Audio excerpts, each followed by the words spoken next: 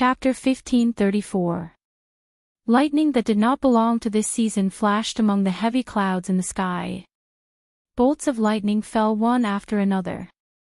Under the light purple sky, there was a vast wilderness plateau. "They're here!" Someone shouted in the wind as the flag was blown by the wind. A tiny spot appeared on the horizon, followed by a second and a third. More and more spots appeared, gradually forming a sparkling line. Like a rising tide, a thin line of water appeared at the intersection of the sky and the sea. Then, there was the majestic sea. On the jagged line stood tall figures that had never been seen before. They were the Crystal Cluster Lords. The projection of Leviathan's descendants appeared in the sky. The tail of a giant whale swam up and down in the clouds. After the clouds parted, a huge black sphere was revealed. It was like a hollow eye, staring at the barren plateau. Everyone quieted down. The crowds suddenly parted to form a path. Freya, wearing the white lion armor, walked up to the city wall accompanied by the knight. The sharp turbulence ruffled the mane on her collar. Her white mane stood up one by one and fluttered behind her.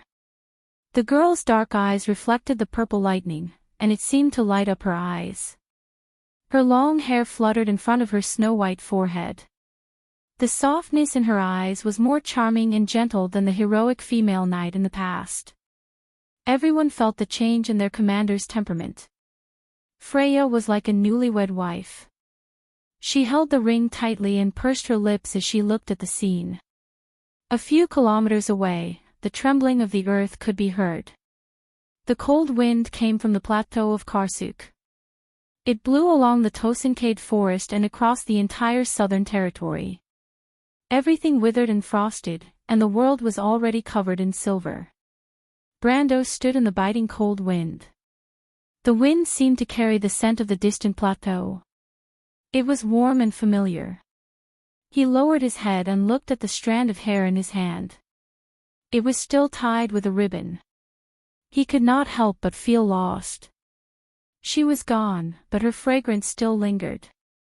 Outside Castle Abes, snow fell quietly in the pine forest, and the cold wind swayed the branches.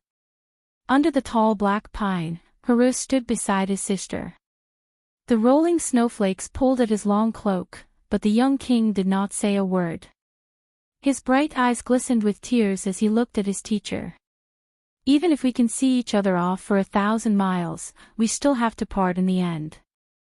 Brando turned around and carefully kept the strand of hair close to his body. He smiled and said, "Let's stop here. After all, we have to step onto different battlefields in this war. I don't want to say anything to boost morale. I just want to say that we should wait for each other in this battle that will decide our future. There is still hope for everything. Perhaps one day, everyone will be able to gather here again." The people who stood proudly in the cold wind were King Solomon, the dwarf King Califen, the great druids Grey Fury and Sifrid, and then the people of Abes. Amandina stood in front of everyone, and behind her were Rabin, Cornelius, Odom, Kodum, Reto, and Tamar. Tajiv, the cave-dweller king, had passed away a few years ago. His son, Takub, stood behind everyone, together with Uriel, who had retired from the White Lion Legion a year ago. Then there were the nobles of Erewhon, led by Oberway. Behind them were Count Audine, whose hair had turned white, and Marjorie and Eugenie, who had been married for 2 years. Next to him was Avram, who was said to have recently gotten together with Yadini and had gained the favor of the Count of Grey Mountain. Beside him, Yadini was still looking at their commander with some worry. She was still a timid and kind girl. Levin's maid, Edessa, stood beside Chiara in a black dress. Finally, there was Dilfari and her father, Count Yenbao. Brando had met the Cow Knight, Nia, and Ronan in Ampere Seal. Adney and Quill were also among the crowd. They had stayed in Erewhon for half a year, and would soon return to Rubik to lead the people of the desert to the Great Plains, where they would build a new home. Everyone's eyes fell on Brando. "Teacher." Haruz choked a few times, almost unable to say anything. Haruz, stop crying. His Majesty, the King of Erewhon, can't cry so easily. Brando said with a smile. But... Haruz looked at him with tears in his eyes, and said with a sobbing voice. Teacher, I want to go with you. Brando couldn't help but find it funny. He looked at Princess Griffin, but found that Her Royal Highness had turned her head away. He sighed, walked in the snow to Haruz's side, raised his hand, and tapped his crown with his knuckles. The little prince raised his head and looked at his teacher. His silver eyes were watery, and his eyelashes were long and dense. He blinked with some confusion. Brando knocked 3 times and asked, Do you feel the weight? The weight is on your head. Authority, obligation, responsibility. Don't let it down. Sparkling and translucent tears rolled down from his eyes. Brando turned back and looked at Amandina. Tonajol, I'll have to trouble you. Amandina didn't even look at him. She lowered her head and nodded silently. Your Royal Highness. I don't want to hear it, Griffin said lightly. But I order you to come back alive and marry me. Brando was stunned. Then he smiled slightly. He bent down to straighten Haruz's collar and straightened the little prince's gleaming silver lily brooch on his collar. He straightened up and took one last look at everyone, especially the citizens of Tonajol.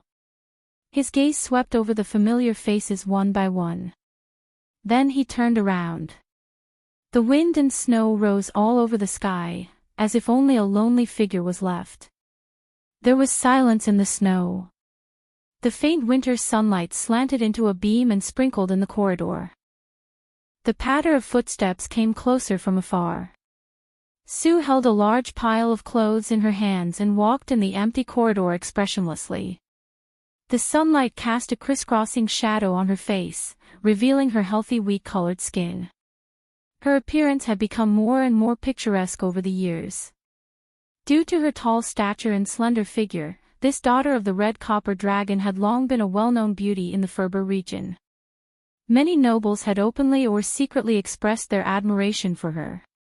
Even many people in the White Lion Legion had expressed their love for her.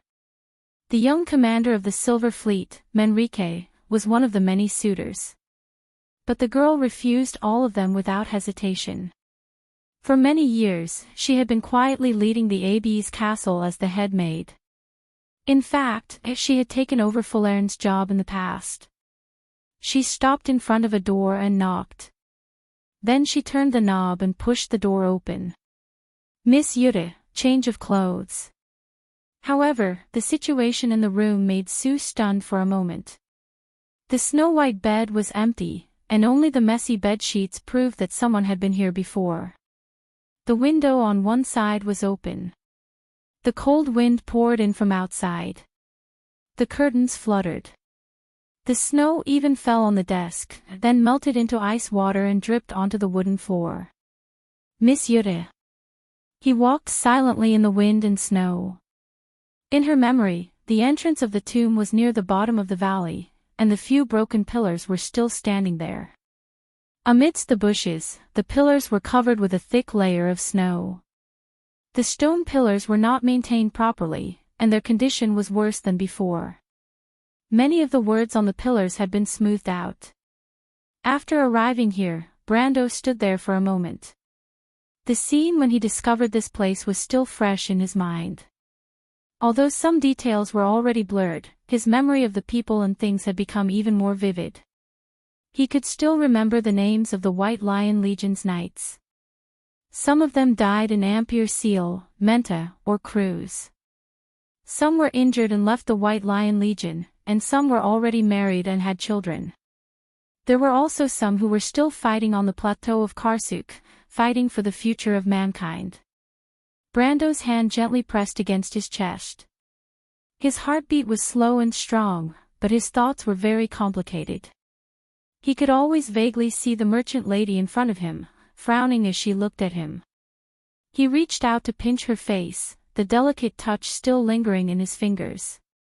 Brando, I tied myself to the horse. How is it? Amazing, right? Ha ha ha. There's no problem with me like this. Oh, it hurts. Then, everything vanished into thin air. Brando smiled and put away his thoughts. He lowered his head and entered the tomb. In the darkness was a dim corridor. The smell of dust, mold, and mud floated in the air. Simple stone pillars supported the four walls of the tomb. Brando recalled as he walked. There was originally an agate light barrier here, and behind it was a tomb. They were attacked by ghouls there for the first time. He saw a stone platform and remembered that there used to be a fire raven's tongue on it. It was a brass-ranked magic longsword, and it was still Janna's sword to this day. Behind it was the large stone coffin. He took out the stone pieces from his chest. One of them looked like a chisel, and it was found in this coffin. Brando gently put the stone piece back. He didn't need it now. He raised his head. The collapsed part of the tomb had already been dug up. Underneath it was the place where he fought the pendulum golem with the deer banshee. A slim figure walked out from the darkness. Elaine, who had recovered from her crystallization sickness, looked at him with a lazy smile. You're here. Brando nodded. Where are the others? They're all ready. You don't have to go, Miss Elaine. Sister Elaine, Elaine corrected him. There's no point in staying outside. Everyone is participating in this war. How can I stay out of it? Brando nodded silently. The two of them walked down the stairs and entered the caves. They once again passed through Eleanor's labyrinth, and then came the endless crystal belt. Brendel once again stopped in front of the huge crystal. Kelsey, the witch queen, and the middle-aged swordsman were still very much alive. It was as if the crystal seal had sealed their lives away, and at the same time, stopped the erosion of time for 1,000 years. Brando silently bowed to the three of them, then walked past them and continued forward. Elaine looked at him from behind. She didn't say a word, but there was a trace of respect in her eyes. Mysterious patterns began to appear on the red surface of the ground. The signs of magic erosion had become more serious in the past 5 years. Some of the cracks even seeped out purple light. Brando looked at these details. He understood that for a seal that had been maintained for thousands of years, 5 years was just a blink of an eye. The continuously rising tide of magic was the main culprit. Just like the elemental border's world wall, with the awakening of the Twilight Dragon, the seal was on the verge of collapse. But what exactly was down there? Was it just the throne of destiny? The two of them finally came in front of the gate. The cave area became extremely open here. Circles of golden ripples rippled in the space. When one approached these ripples, one could see a golden translucent magic circle that was slowly rotating, like the hands of a clock. Even the flow of time seemed to be accelerated here. Brando seemed to be able to see the passing of life through the flowing sand, but he immediately shook his head.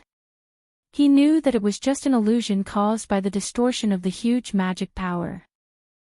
This was the ultimate dungeon in the world of the Amber Sword, the accuracy of time.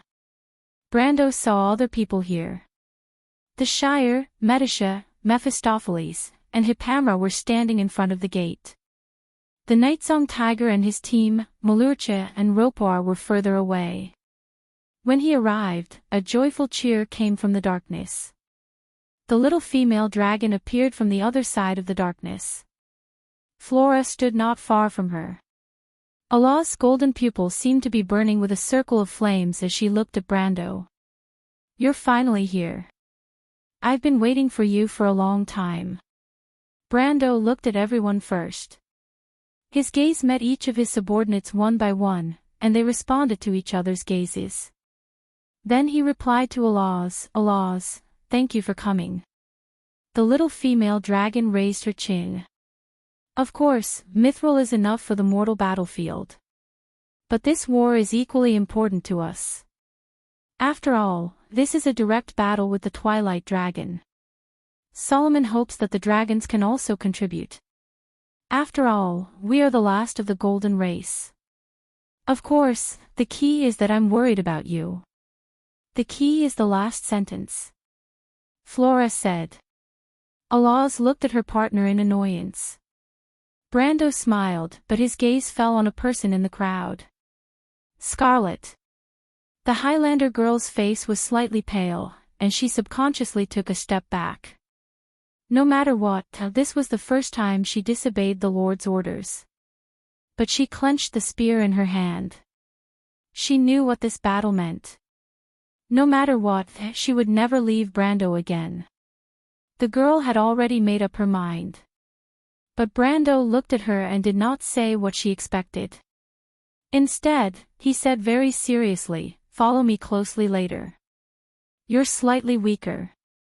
Scarlet looked up in disbelief. Brando smiled at her. "If I fail, there's no point in staying there. If you want to stay by my side, then do as you wish." Scarlet's eyes turned red almost immediately, but she quickly turned her head away and wiped her eyes. Brendel walked past her and raised his head to look at the huge door of light. Everyone fell silent. This was because everyone present knew very well what it meant once they stepped through the door. Brendel was silent for a moment before he turned around and asked everyone, "What do you think?" Although the purpose of each of us coming here has long since been clear. But at this moment, I still want to ask each and every one of you. Are you ready? Everyone nodded in agreement. Then, come. Brando took a deep breath. Face the throne of destiny, face the twilight. Chapter 1535. Countless rays of light shuttled back and forth in front of his eyes, colorful and vibrant. Behind the layers of light, in just a short step, Brando felt like he had gone through a long time. Finally, he stepped on solid ground. When he came back to his senses, the scene in front of him had already changed. The underground cave had disappeared, and so had the light door. In the darkness, he could no longer see the layers of stalagmites and the mysterious magic erosion patterns. All that was left in front of him was a thick fog and an endless dark void. Scarlet appeared behind him. The girl held the azure lance in her hand and looked at the place in a daze. This was the world behind the door. A world surrounded by thick fog. A huge tree root pierced through the fog and hung in the darkness. Compared to this tree root, humans were like tiny specks of dust. Around the tree root was an empty abyss. In the darkness, there was a faint whistling sound of wind, like a sinister and terrifying ghost laugh. The two of them stood on top of the tree root, their front and back completely engulfed by the thick fog. The monotonous sound of the wind surrounded their ears, but other than that, there was a sense of loneliness around them. The whistling wind was moving noisily in the depths of the darkness, but the thick fog around them was motionless. It was as if the world was still. After Scarlet, Metasha and Hippamra also arrived one by one. The Shire followed behind the Nightsong Tiger and was the last to appear. He stepped on the ground, and there was a crisp crack. He looked down and found that he had stepped on a thin layer of ice. What the hell is this place? The Shire exhaled, and the hot air quickly condensed into white fog. Everyone found that the temperature around them was very low, and even the fog was a thin layer of ice dust. There was a layer of frost on the tree trunk they were standing on. But it was not just the cold. There seemed to be an ominous aura lingering in the darkness, and it seeped into their bones. Before the Shire finished his words, a shrill scream came from behind them. Brendel turned his head sharply and saw a monster with wings under its armpits breaking through the fog. But Scarlet had already stepped in front of him and stabbed with the azure lance, nailing the thing to the tip of the lance. Only then did everyone see the appearance of the monster clearly. It was a creature that was as thin as a match and looked like a bat. However, its entire body was pitch black and they couldn't see its face clearly. It was like a shadow that was splashed with thick ink. Its limbs were thin and long, and there was only a thin opening where each of its eyes should be. Scarlet threw it to the ground, and the monster screamed and struggled for a moment before dying. A shadow monster. The Shire was stunned when he saw the thing and could not help but ask, "This is the Shadow Kingdom?" Medisha, and the Shire, replied, and the darkness around them reflected in her silver eyes. Although the time here is much faster than the physical world, it should be a lower realm. Do you smell it? Smell what? The Shire sneezed and complained, "I just feel that it's too damn cold here." Achoo. Mephistopheles looked at him curiously. "Is it cold here, Mr. the Shire?" "But I feel a little comfortable. There's something about this place that makes me feel peaceful, as if I'm beside the Lord." He looked at Enrich and asked, "What do you think, sister?" Except for the last point, Enrich replied coldly, "I agree with everything." Scarlet frowned and wiped the tip of her lance. She looked at the ugly corpse and whispered to Brando beside her, "My lord, what is the lower realm?" Brando looked at the world and replied, "The lower realm is the foundation of our world. These worlds are made up of simple laws and are the projections of these laws. The shallow sea of the elemental frontier, the river of scorching heat, the stone pivot, and the mountain of ceasing storms are also such worlds, but they are of a higher level. These worlds are at the bottom of the Tiamat network, such as the Shadow Realm and the Dust World. Because the laws in these worlds are incomplete, the flow of time is faster than the physical world." Allahs also added, "Yes, in short, the Tiamat network that runs through our world is a tree. The lower the tree, the simpler the foundation of the laws, and the higher the tree, the more complicated the branches are. In the trunk of this tree, the lowest part of it is a world made up of the simplest and most basic laws. This is the lower realm. Further up, there are the more complicated four elemental realms. They also surround our world at the same time, known as the peripheral world or the elemental frontier. Our world is located in the middle of all the worlds, but it is not just the wound. These worlds are collectively known as the material world, which can also be called the middle realm or the middle realm. Above the middle realm, there is the upper realm, such as the silver plains and the divine kingdom of the divine people, the truth realm, the court of judgment, and the gate of judgment. This knowledge was obviously too profound for Scarlet. She slowly blinked her eyes, her watery eyes seemed a little confused in the darkness, and asked, "Then which world is this?" "This is the kingdom of the dead, the underworld of Helm." The little fairy lute, who was sitting on Ropar's shoulder, said, "It is not a fog, but the breath of death. In the depths of the darkness, it is not the wind, but the sound of the whole world walking towards death." "Death?" The little female dragon sniffed hard. Her eyes were like two golden flames in the darkness, shining brightly. "But the smell in this fog is not rotten or rotten at all." Lute quietly replied, "The breath of death is not a rotten corpse, the corpse is just a representation of death. Death is a state, symbolizing eternal sleep, and everything here is dead. In the fog are the corpses of wind and water, the living cannot smell the breath of death. The reason Miss Medisha can is because the elves are very sensitive to life and death. No wonder we feel peaceful," Mephistopheles also realized, "so this is the land of eternal sleep, the home of the dead."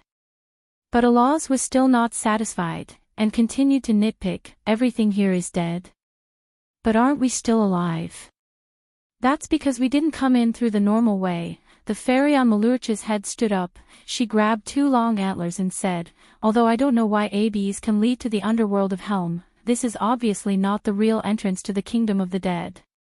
The real entrance to the kingdom of the dead is under the sticks of Dagir. Do you see the surrounding abyss? Below this abyss should be the sea of Styx. The foundation of the world is constantly collapsing into the sea of Styx, which is why there is such a roar." The fairy looked at Lute proudly and snorted, "The Sea of Styx is originally below the shallow sea. I know more about this place than that guy." Lute glanced at her, too lazy to argue with the little girl. "The Sea of Styx is the Sea of Chaos?" the Night Song Tiger asked. You can say that it is, but you can also say that it isn't. The Netherworld Sea is a part of the law of Tiamat, but it is indeed built on the Chaos Sea. Brendel nodded slowly. He looked up at the huge tree root beneath his feet. The others also looked at the tree root, and someone asked, "Is this the legendary root of the World Tree?" Yes, the Silver Elf Princess looked at the tree root with some shock, and replied with certainty, "The World Tree itself is the manifestation of the law of Tiamat. I finally understand why there is a World Tree in the Loop of Trade Winds." Under Abes, Lady Martha sealed an entrance to the underworld of Helm. Legend has it that one of the 3 roots of the World Tree leads to this world. The Loop of Trade Winds must be affected by the law of this place to project the World Tree. I heard that there is also a World Tree in the Loop of the World. What's the deal with that World Tree? The Shire asked again. Medisha blinked in confusion and looked at him. Didn't the Bugis tell you? The Shire coughed awkwardly. I'm not a real silver wizard after all. For a mortal wizard, not all documents in the White Tower can be read. I see. Medisha smiled apologetically, and then replied, the World Tree is the manifestation of the law of Tiamat. As Miss Alaz described earlier, it is connected to every world created by Martha and the divine people. So in every world, there will be at least one World Tree. My lord, you have been to the Silver Plains, so you should have seen the legendary Black Tower. Brando was surprised. That's the World Tree. Medisha nodded. The dwarves built a fortress on it, and so did Valhalla. So the World Tree Fortress is one of the 5 legendary fortresses, an existence on par with Babel Fortress. She smiled sweetly, and said with a hint of nostalgia, the World Tree also grows in my hometown, in the holy land of the elves, the Silver Valley of Alfheim. There is also a giant tree like Valhalla. It is like our mother, so the Silver Elves are so familiar with the World Tree. Can we reach any world through the World Tree? Brando asked. Yes, but that's not entirely true. At this point, the Silver Elf Princess was a little sad. Today's existing physical world, the continent of Vaunt, is only a small part of the whole world, but it's also almost the only part left. Most of the world was destroyed in the past war, or disappeared because of the reboot. If my lord still remembers the planeswalker Mr. Kelsey, you should know that he came from such a world, but his homeland has long since disappeared. Just like the Stagnation Realm. Just like the Stagnation Realm. You have never told me this before. Did Fuchsia remind you of something in the past, Medisha? Brando looked at the Silver Elven Princess, a little curious about her reaction. Medisha nodded. The moment I was resurrected, I understood everything in the past. Brando could not help but be silent. He paused for a moment before replying, no matter what, everything we are doing now is to prevent the tragedy from happening again. Since the flow of time in the lower realm is much faster than in the wound, then the time left for us is even more precious. Let's go. Only then did the group move forward. But she was a little puzzled as to how to find the right direction in such a place. She looked up and saw that there was more than one route in the fog. In the deep darkness, the intertwining roots densely covered the entire space, and it was like a huge maze. But Brando immediately used his actions to answer her doubts. He took out the 7 stone slabs from the floating sphere. The 7 stone slabs were pieced together into a sphere that floated in his hand. The entire sphere emitted a soft light, like a lighthouse. The light sphere shot a beam of light in one direction, and the beam of light disappeared into the fog. This was the most precious inheritance that Amandina's father had left for them, and its name was Hope. The group moved forward under the guidance of the light, and the fog and the darkness was sometimes thick and sometimes thin. The surrounding terrain also changed with the meandering and intertwining of the roots. Not long after, Tia, who was beside Ferlin, kicked something.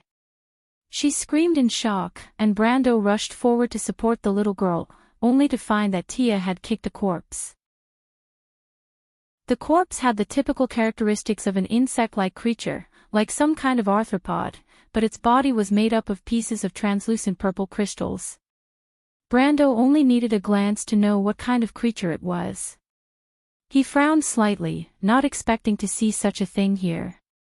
This is a crystal cluster. Alaz also recognized it.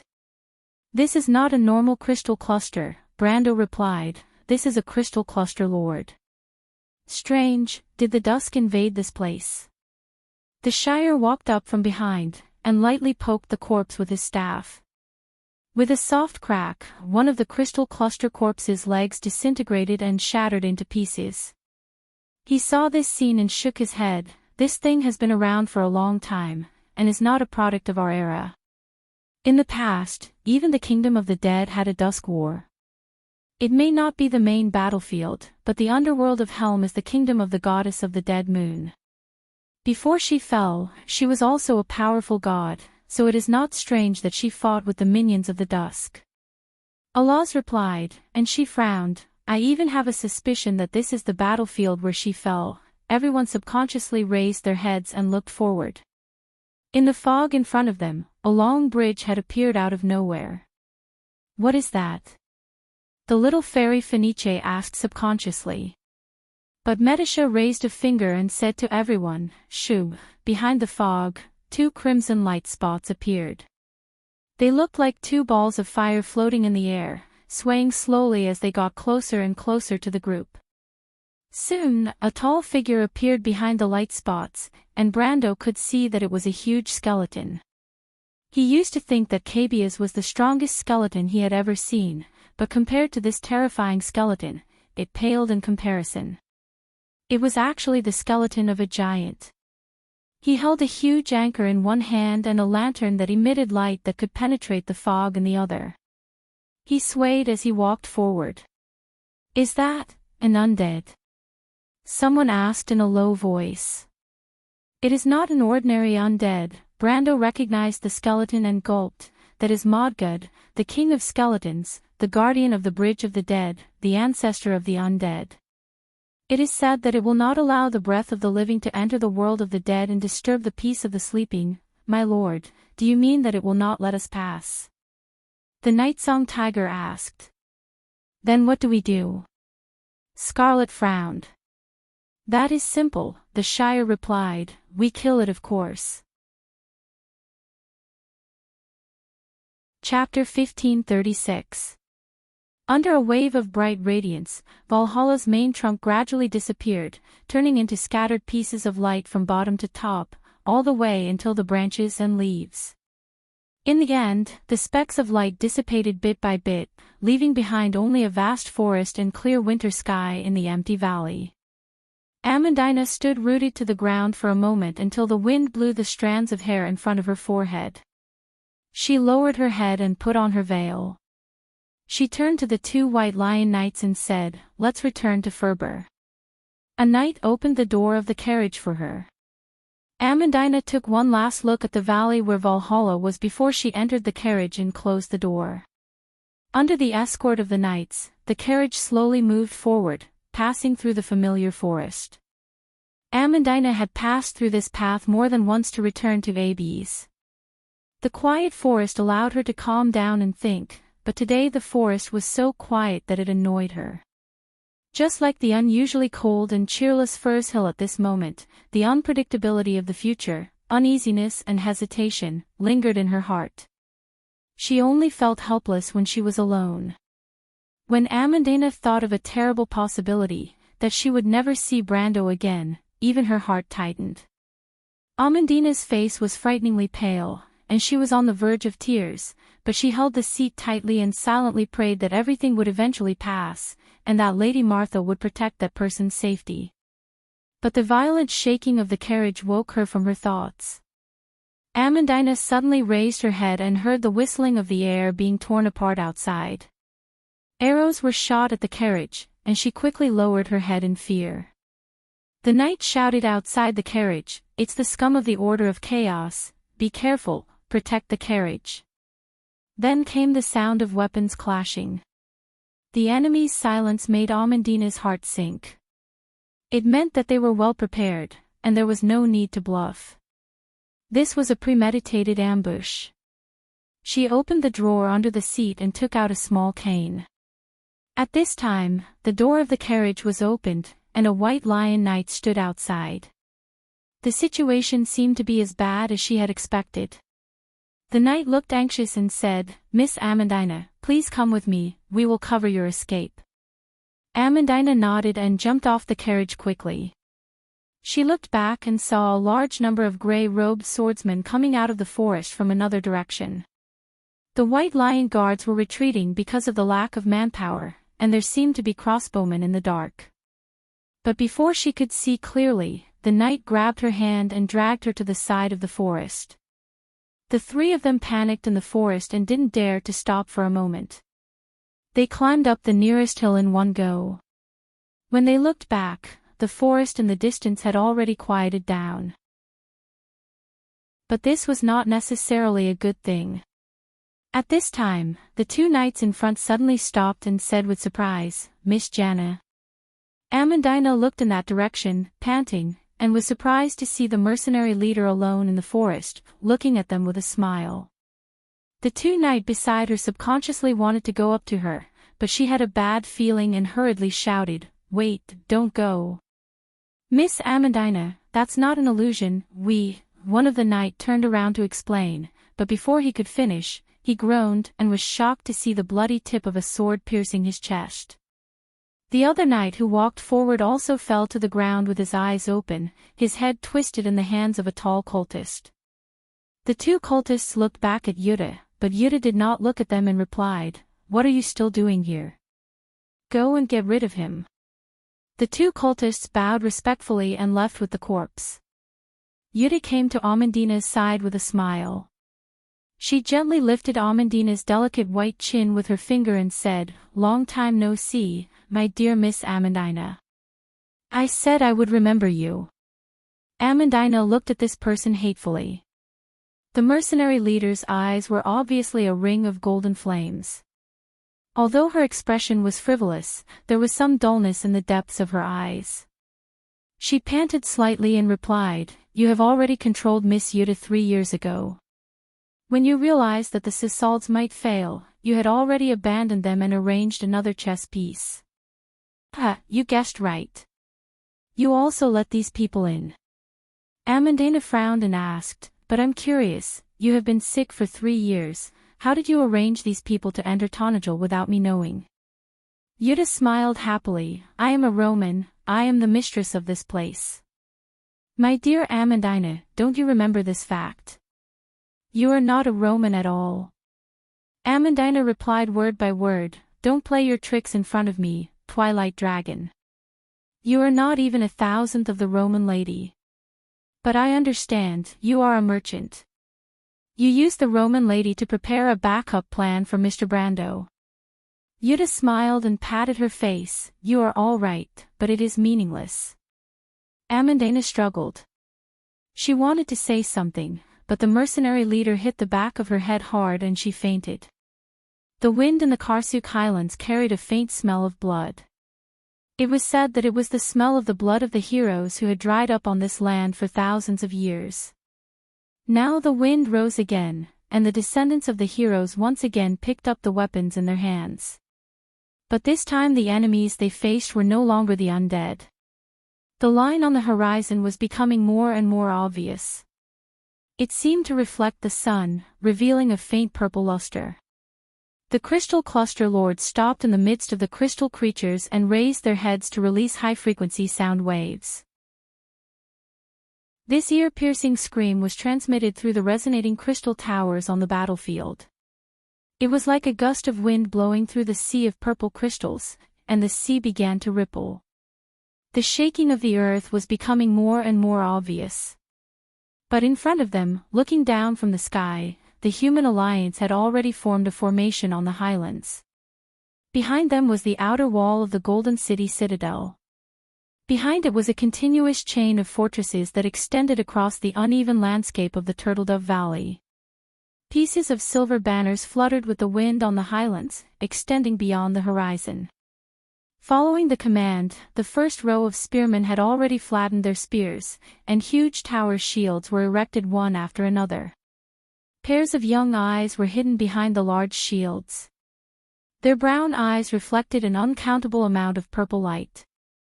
Their owners were pale faces. Bun-eyed, the leader of the Highland Knight, looked at this scene and sighed with some regret. He also understood that these young people from all over the Arrowan might be full of passion.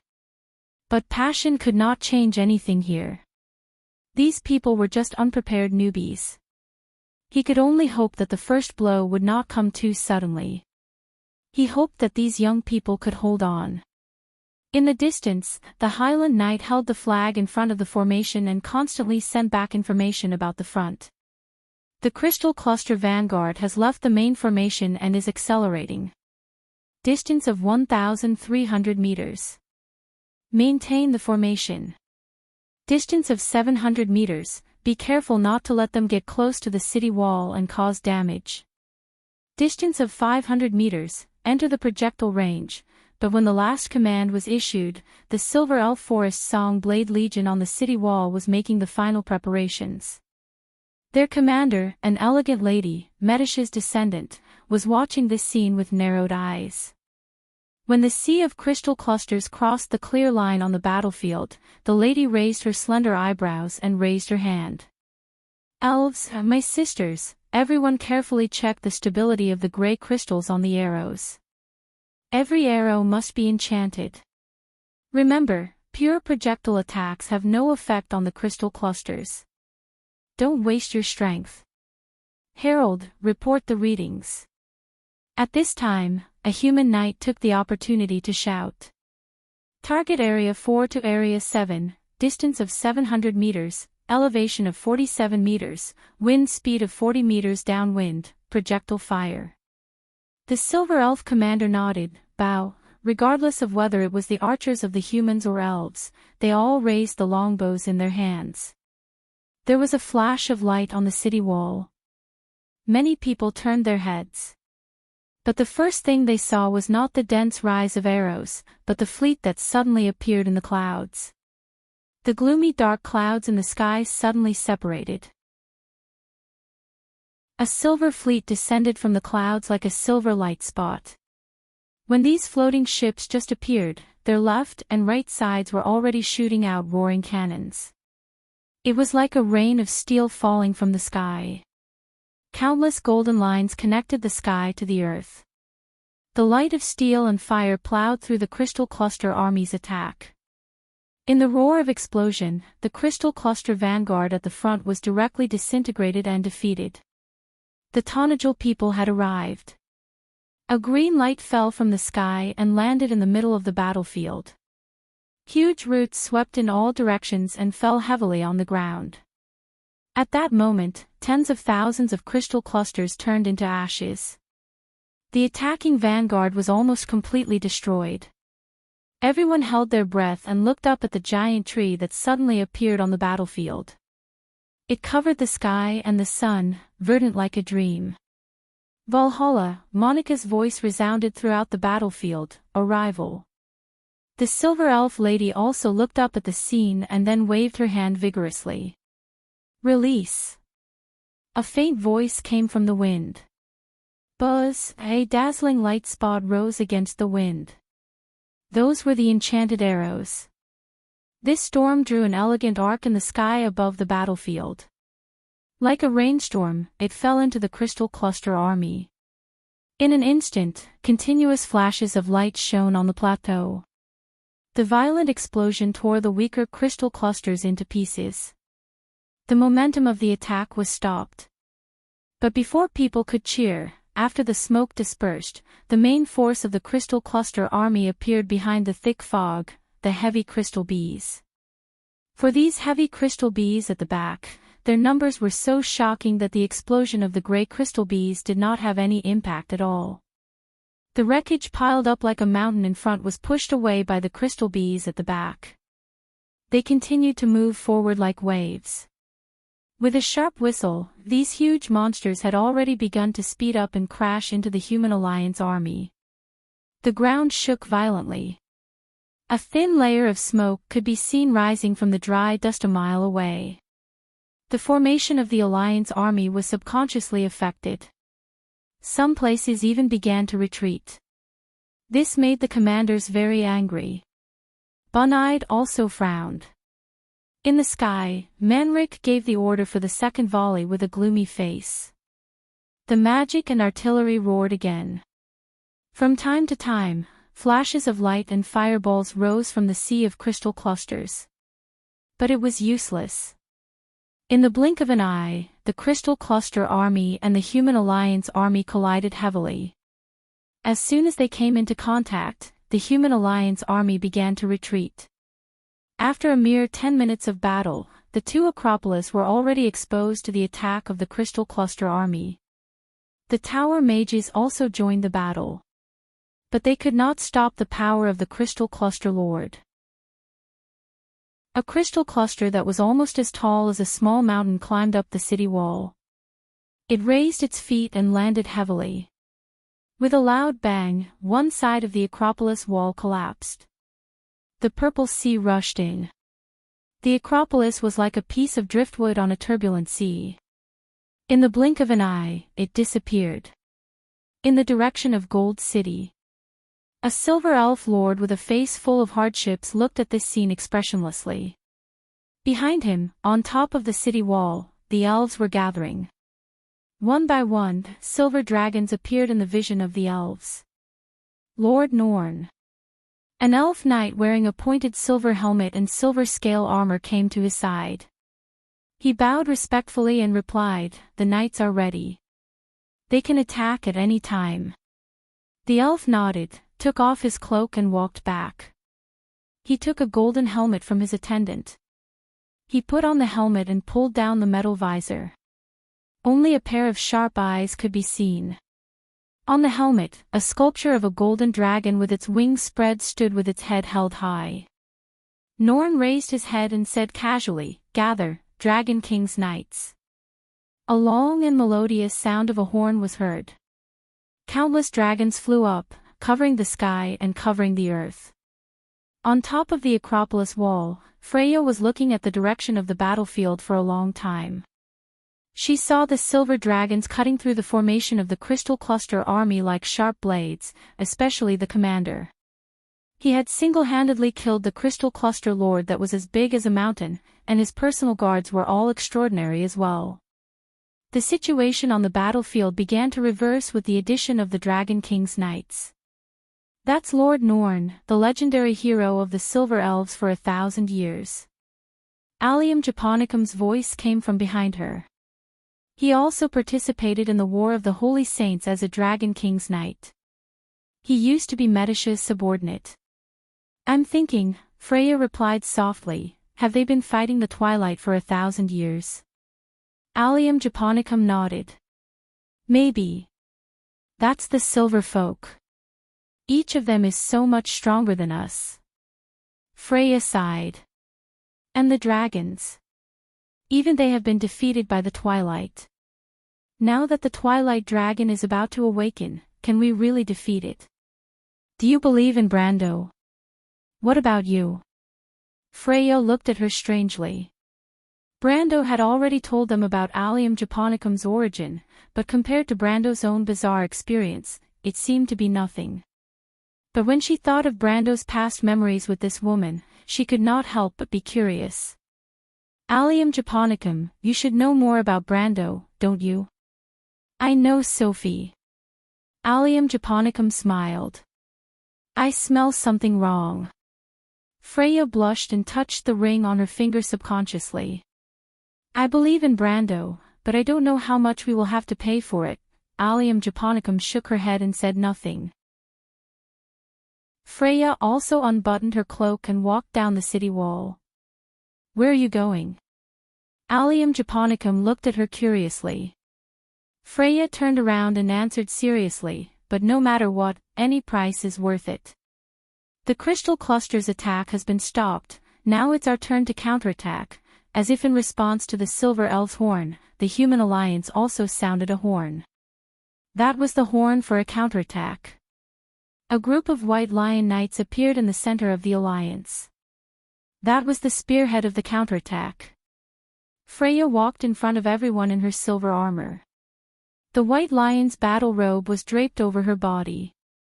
She did not ride a horse. The White Lion Guards were the elite walking knight on this continent. Not to mention, with the combined efforts of Brando, Tamar, Amandina, and the Cloud Giant, the strength of this army had been reborn, and it was even far stronger than in King Eric's era. The alliance was silent for a moment. Everyone turned around and looked at the Valkyrie of Erwin.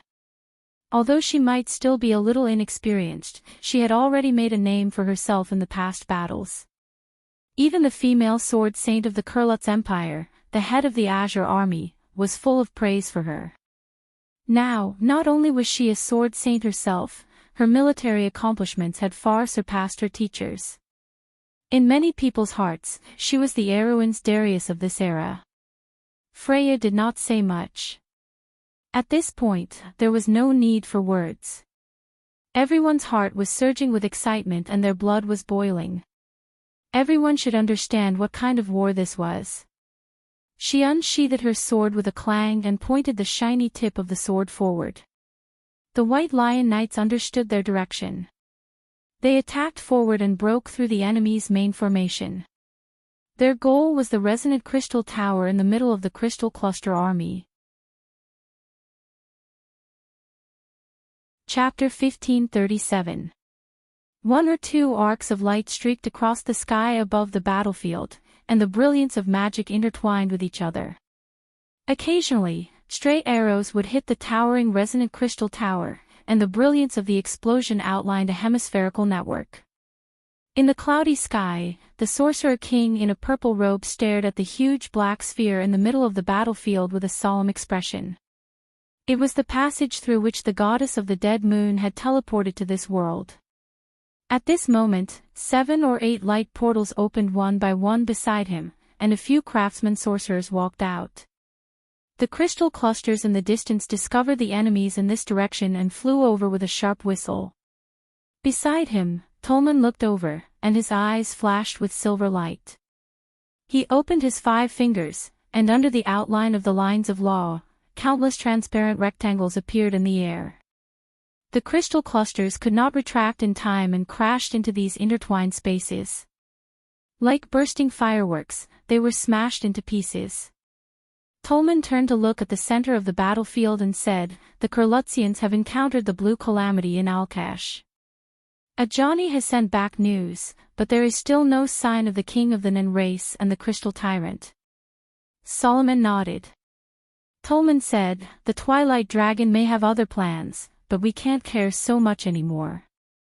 We only have so little strength, and being timid will only make things worse. I think at least for now, we have to stand on the offensive. The sooner we take action, the more we can deal with the situation." He raised his silver eyebrows and said, "The mortals are more experienced. After 3 years of war, the weakness of the crystal clusters has also been exposed to us. Lady Freya's judgment is very accurate. Look, the crystal clusters formation has begun to loosen. But it may not let us do as we wish," Solomon replied quietly. They looked at each other without saying anything. Tolman was also confused. The Twilight Dragon had been restraining himself until today, but it started this war before awakening. It must have its own preparations. But it had made a mistake once in the wilderness of 4 realms. How could the Twilight Dragon let the goddess of the dead moon make the same mistake again? But the scene in front of them was exactly the same as that day. Could it be that the Twilight Dragon did not care about Won's strength at all, and only used Tiamat's strength as cannon fodder? A moment later, more doors of light opened in the dark sky. From the ground, they looked like shining fish scales. More and more figures walked out from the shining scales. Hundreds and thousands of wizards had appeared in the sky. The Tonajul and Buga fleets were also on the move, constantly drawing closer with banners. At the same time, the floating battleships didn't stop firing at all. The cannons roared, and the light of magic intersected with each other. The light of explosions lit up the crystal clouds, and the monsters that couldn't afford to lose fell like raindrops. This seemed to be the first time the power of order had suppressed the power of dusk. At this moment, the roles of offense and defense in the sky had changed. However, the bright light shone on the faces of Solomon and Tolman. Neither of the two adept leaders looked relaxed. A high-grade magus wearing a silver robe came to the two of them and replied respectfully, "Sirs, everything is ready to continue. As long as we are within shooting range, we can attack the portal." "Where are the dragons?" Lady Mithril also sent the same message. Tolman turned back to look at Solomon. Although Solomon frowned, he understood that the battlefield was not a place to hesitate. He nodded silently. On the plateau, in the turbulent purple waves, a silver flag was going against the current. Freya raised the silver swallowtail flag in her hand. Not far away, a huge crystal cluster was rushing towards her. The monster's crystal eyes reflected a cold light, and a pair of chelicerae were raised high and stabbed downwards. However, Freya leaped lightly and used the force of its forelimbs to jump to its back. When she flipped her body in mid-air, she slashed the monster's neck. In the silver light, the crystal cluster's head was separated from its body, and it fell to the ground with a loud bang. She stood steadily on the huge wreckage of the crystal cluster and looked up. In front of her was another huge purple wave. However, Freya's expression was calm as usual. She clenched the flag in her hand and shouted, "White Lion Legion." The White Lion Knights stood still, sheathed their swords, and pulled out their two-handed swords from their backs. The reflection of the swords reflected a snowy silver light, and the two-handed swords flew up from the bottom, forming a bright forest of swords. Freya gently threw the spear with the flag in her hand and threw it forward. A ray of silver light flashed, and a crystal cluster immediately fell to the ground. She switched the sword in her left hand to her right hand, pointed the sword forward, and roared, "Charge!" The White Lion Knights took a step forward in unison. Every line of law on the third-generation wind armor became brighter. The White Lion mane cloak was like a pair of snow-white wings. The mask of the wing helmet was pulled down one by one, and only two shining eyes could be seen.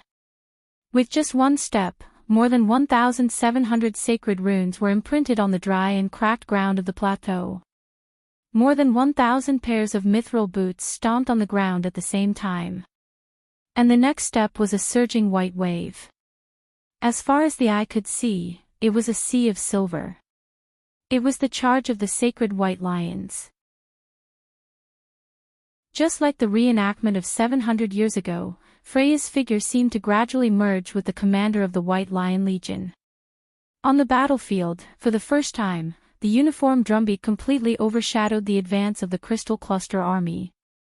The White Lion Knights were attacking. Even the Human Alliance, the Lion people from the Great Plains, Silver Bay, and Toquinen, looked up in surprise. Kill!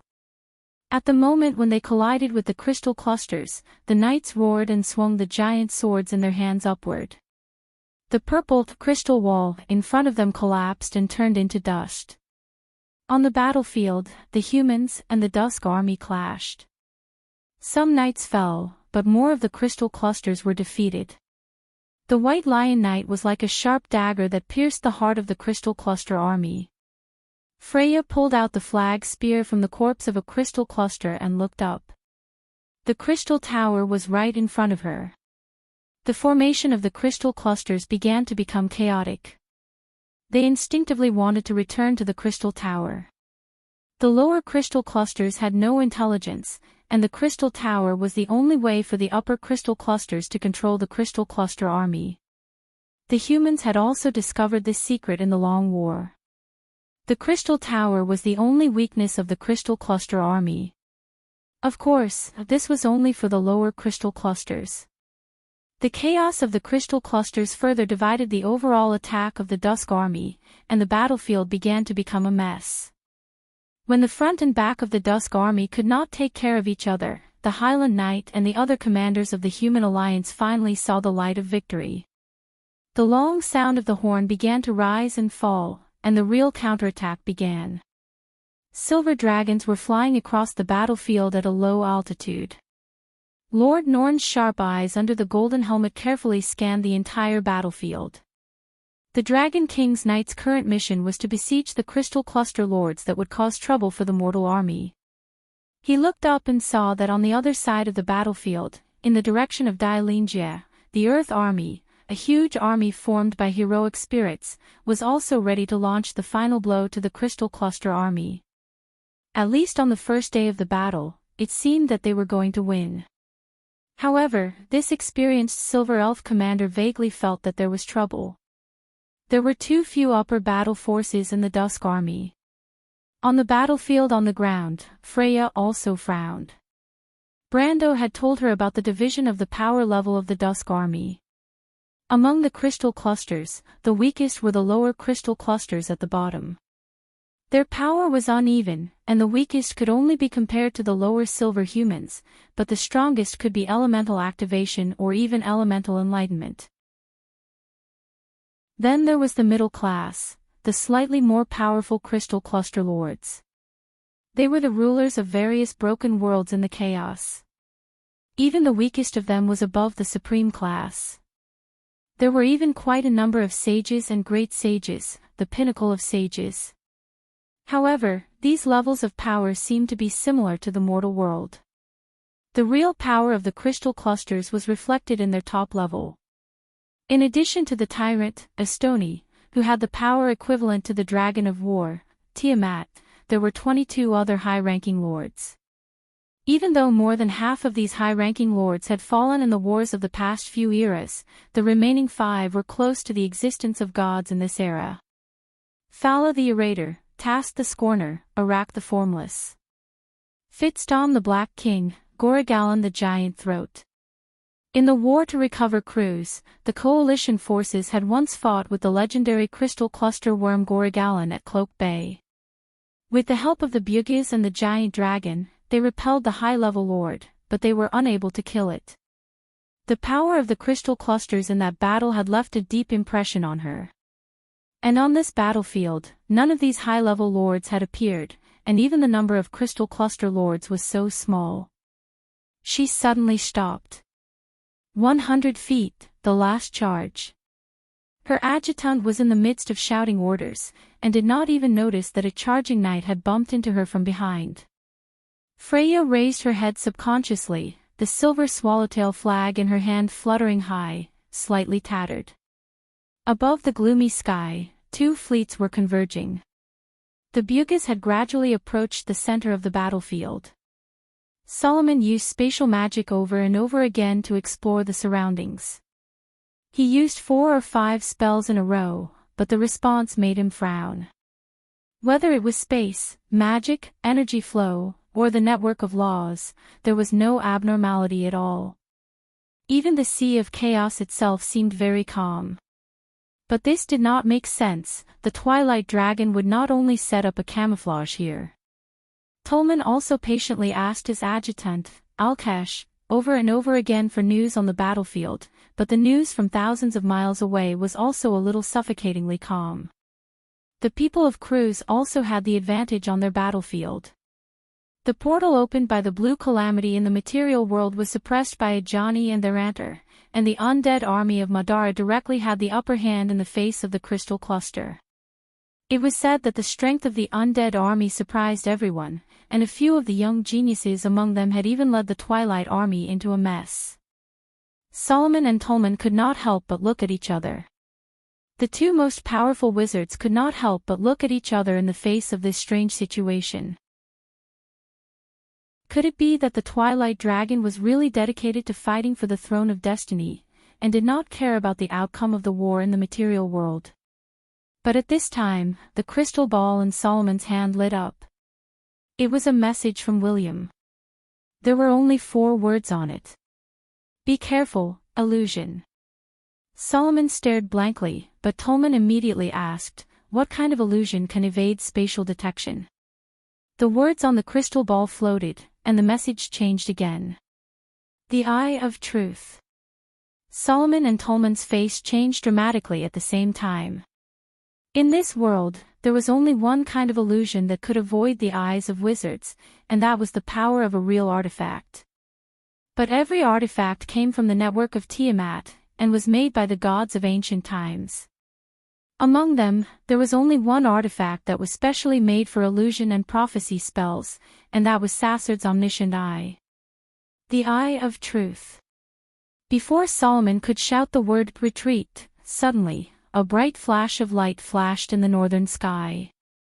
The light was so dazzling that it attracted the attention of everyone on the plateau within a few hundred miles. The silver elves on the city wall, the defenders of Valhalla, Breton, Manrique, Haruz, and even Her Royal Highness, the Highland Knight, all raised their heads to look at this terrible scene.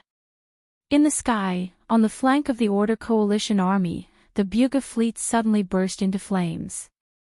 More than 100 floating warships disintegrated in the air, emitting a dazzling light of explosion, and fell to the plateau with long trails.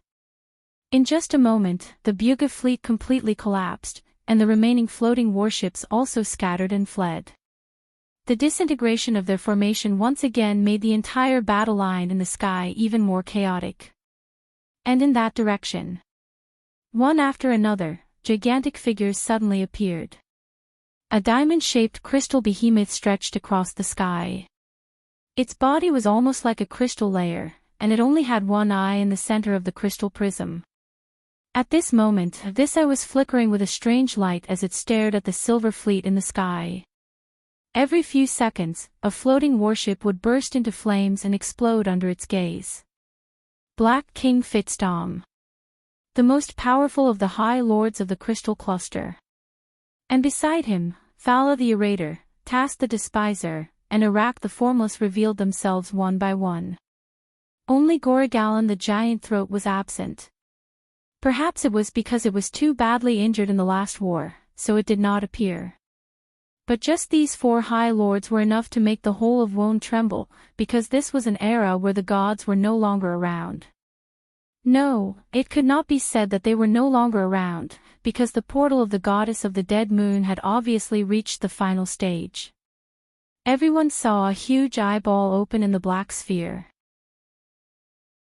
Under the protection of the 4 High Lords, the former king of wizards of Sasard, the traitor of the Silver Alliance, the Black Yen of Assassin was wearing the robe of a great wizard. He held the Eye of Truth in his hand and looked at his former colleagues proudly, and spoke in a strange tone. "Long time no see, Solomon. You don't think I have forgotten the dead of Sasard, do you?" Solomon looked at this person with a dark expression. Chapter 1538. Amandina couldn't help but shiver as the howling wind blew against her face. Although the winter in Tonagel was already very cold, it was nothing compared to this place. The cold wind was like a knife that cut through a person's skin.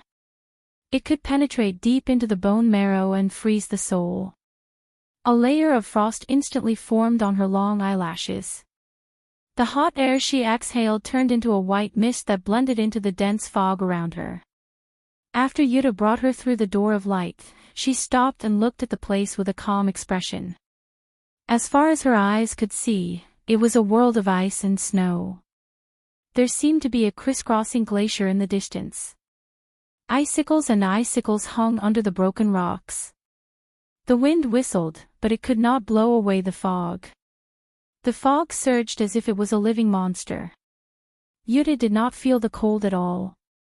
She turned around and asked with a smile, "Do you know where this place is?" Amandina shook her head as she looked at Brendel. Yuta smiled. "This is the country of fog." Country of fog. Mortals also call it the country of ice. Yuta looked at the vast expanse of white ice and raised her hand to catch a snowflake. The snowflake disappeared in her hand. It is above the dust world and the shadow world, but it is still a part of the lower realm. The country of fog controls the law of the cold. The snowflakes floating in the sky are not real ice and snow, but the reflection of the shallow sea. She pointed above her head. "That is the shallow sea." Amandina raised her head. She could only see a misty scene. She could not even see the existence of the sky. Yuta seemed to be very amused by her behavior and joked, "You can't see that. The country of fog and the water elemental plane are two different worlds. Because of the lack of law, you can't see the shallow sea here. You can only see ice and snow. Is the seat of destiny here?" Amandina asked. Yuta shook her head. "I guess Martha placed it in the birthplace of everything." The birthplace of everything. Light floats in the water, and spirits are born from the water.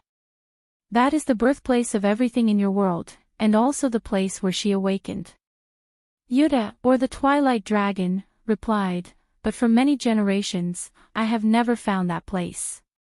It is as if that place never existed. Even you can't find something, Twilight Dragon. This is normal. Because I lack the most important key. With my identity, it is impossible for me to obtain the recognition of the 7 holy swords." Yuta replied indifferently. Amandina was silent for a moment before she asked, "The birthplace of everything is here?" Jana shook her head again. "I think its entrance is in the country of the dead, the dark elemental plane." "Then, why did you bring me here?" Jana turned back to look at her. "Because Helm's underworld is indeed connected to the Misty Kingdom. We took such a big detour to avoid alerting Marcia." "Lady Martha." Yuta took out a dagger from its sheath and gently cut a wound on her hand as if she did not feel any pain. She turned her hand and let the blood drip onto the snow. Strangely enough, the blood flowing from her wrist did not seem to coagulate at all in such cold weather. It dripped onto the white snow bit by bit. Amandina's eyes flashed with a golden light. She focused on her bleeding and replied softly, "After 7 generations of war, we are all too familiar with each other. I think she might have guessed that I would follow her here. What happened in stagnation taught me a lesson. That woman is not easy to deal with."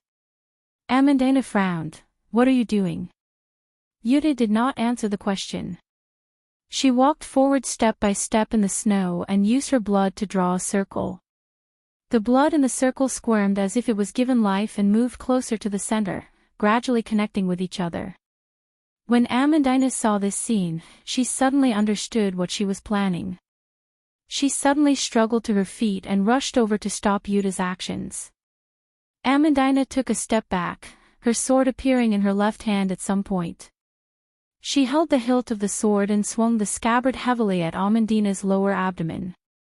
Amandina only felt her stomach churn, and she fell to her knees in the snow. Yuta looked at her and said with a smile, "Your goddess has set up layers of barriers in Tonajul. Even if I use the black moon to fall, I cannot penetrate this land protected by the 7 holy relics. But the so-called unconquerable fortress often disintegrates from the inside.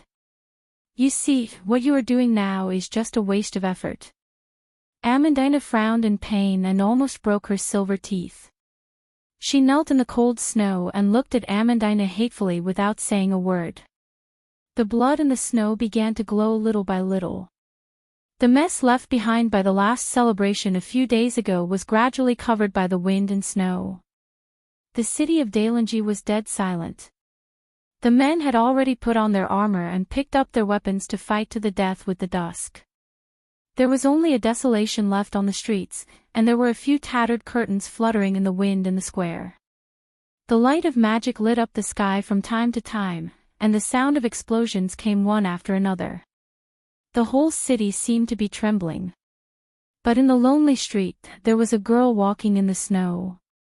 The whistling cold wind did not seem to be able to stop her exuberant spirits. She was wearing a leather skirt common to traders in the Grimoires area. She carried a bag and her hands clasped behind her back. She kicked the snowflakes in the street with her round-toed shoes with great interest, as if she were still innocent, and looked curiously at the scenery around her. "Where is this place? Why did I come here?" The young girl muttered to herself, as if she was talking to someone. But all of a sudden, she stopped in her tracks. There was a shop in front of her. The eaves of the shop were half tilted due to the accumulated snow, and the furnishings inside looked like a grocery store. It was dim, and there was only one candle. But at least this was the only shop on the street that was still open. The owner was a middle-aged man, and he was limping inside the shop. There was no one in the city, and he did not have any business. It seemed that he was preparing to close the shop, but when he turned around, he saw the girl standing in front of his shop. The man was stunned. There was a conspicuous scar on his face, and it looked a little sinister under the dim light. His legs seemed to be injured, and it was difficult for him to walk. He looked at the girl in confusion and asked, "Which family are you from? Where is your family? Why haven't you run away?" The girl tilted her head and replied, "I don't have a family. By the way, my name is Roman." "Uncle, you haven't left yet, right?" The man smiled bitterly. "Do you think I can leave like this? Anyway, my life is worthless, and the worst that can happen is that I die here. You, on the other hand, are just a child. It's a pity to stay here."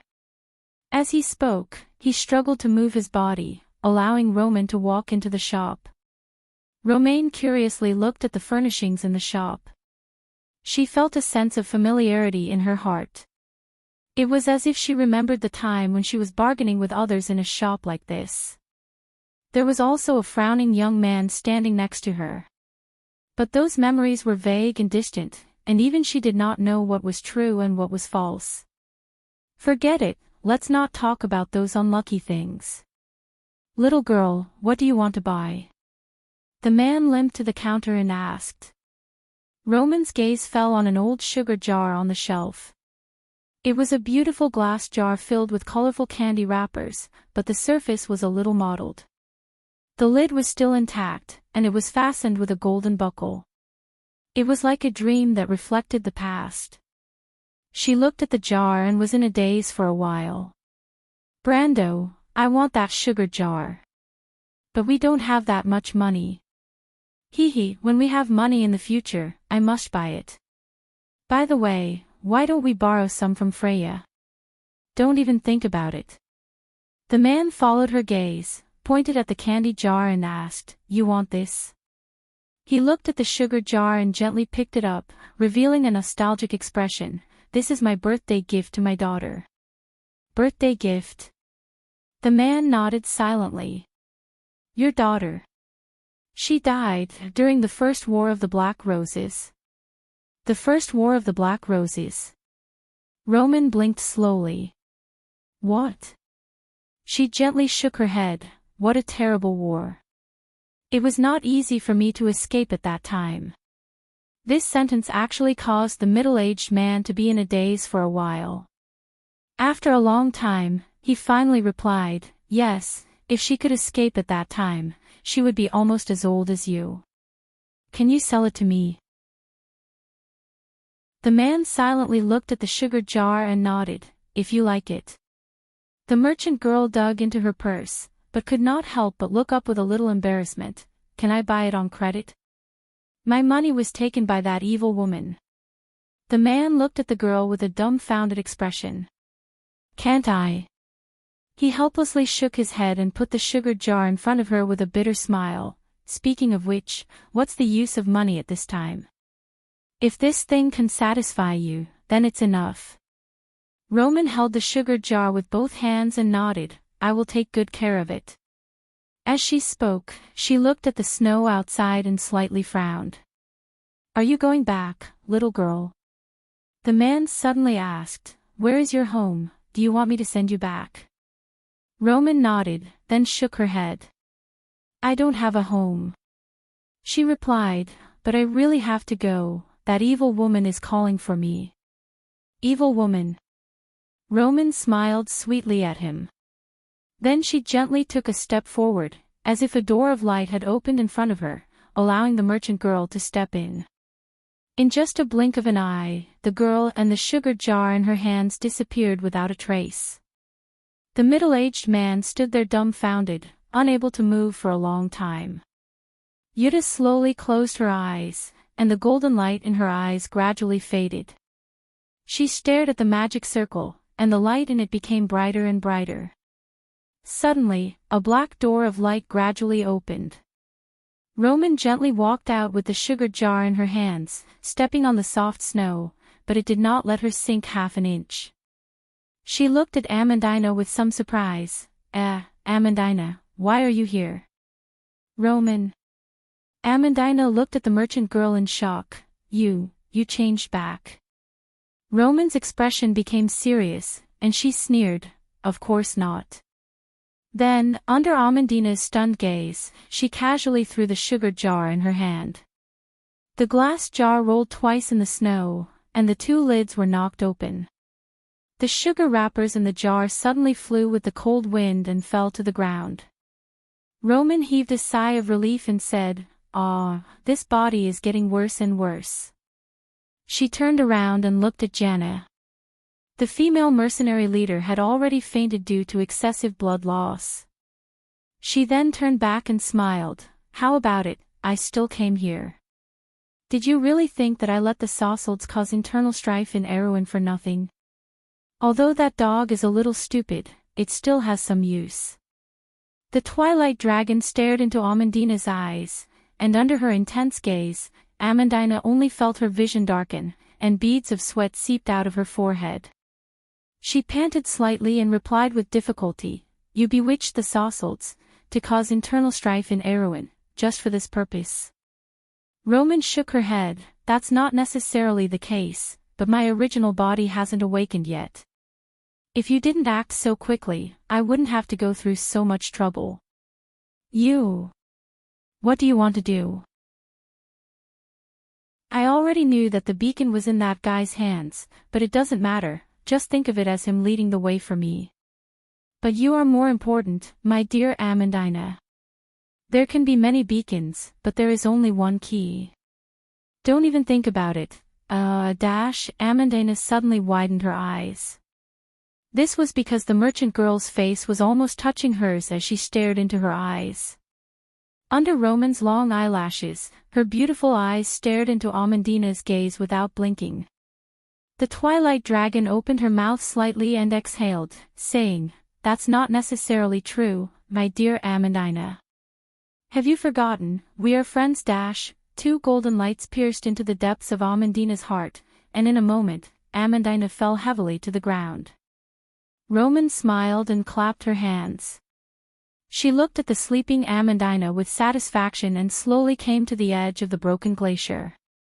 Another strange sound came from the biting cold wind. All of a sudden, a mountain-sized crystal claw arose from the bottom of the cliff and grabbed the edge of the cliff. A giant beast was slowly revealing its entire body. Compared to it, Amandina, who was standing at the edge of the glacier, was as small as a grain of sand. But in front of Roman, the crystal behemoth slowly lowered its head. The Twilight Dragon looked at her subordinate with a smile and said softly, "Estoni, after thousands of years of waiting, are you impatient?" The Crystal King let out a low roar. "Don't worry," she replied with a smile, at the same time pointing at Amandina and Yuta, "bring them." Estoni, the king of crystal clusters, looked at her in confusion. "What, you even dare to disobey my orders?" Estoni replied in a low voice and stepped back slightly to show her submission. She raised her claw, and a circle of invisible ripples appeared in the air. Dark magic surged up from the sea of elements, lifting Amandina and Yuta and placing them in her palm. "Protect them," the Twilight Dragon replied, "especially the little girl, they are still useful to me." Estoni nodded. Chapter 1539. After a loud noise, the rusty anchor flew out of the skeleton's hand, dragging the long iron chain behind it as it flew towards Brando. However, a silver light flashed in Brando's eyes, and under the guidance of the lines of law, it slightly deviated from its original trajectory and landed heavily on the ground. Brando immediately jumped up and pulled the iron chain in midair.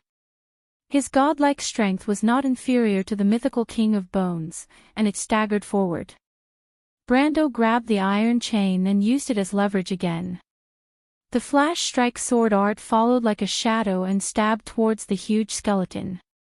A straight and bright line seemed to be produced in the darkness. The phosphorescence in Gudmod's eyes flashed, and it raised its claws to grab the line. The grayish-white lines of law on the space bent and revealed the trace of the sword in Brando's hand. With a soft sound, the skeleton's giant hand actually firmly grasped the blade of the holy sword Odorfice. It missed. Brando's heart flashed with a trace of surprise.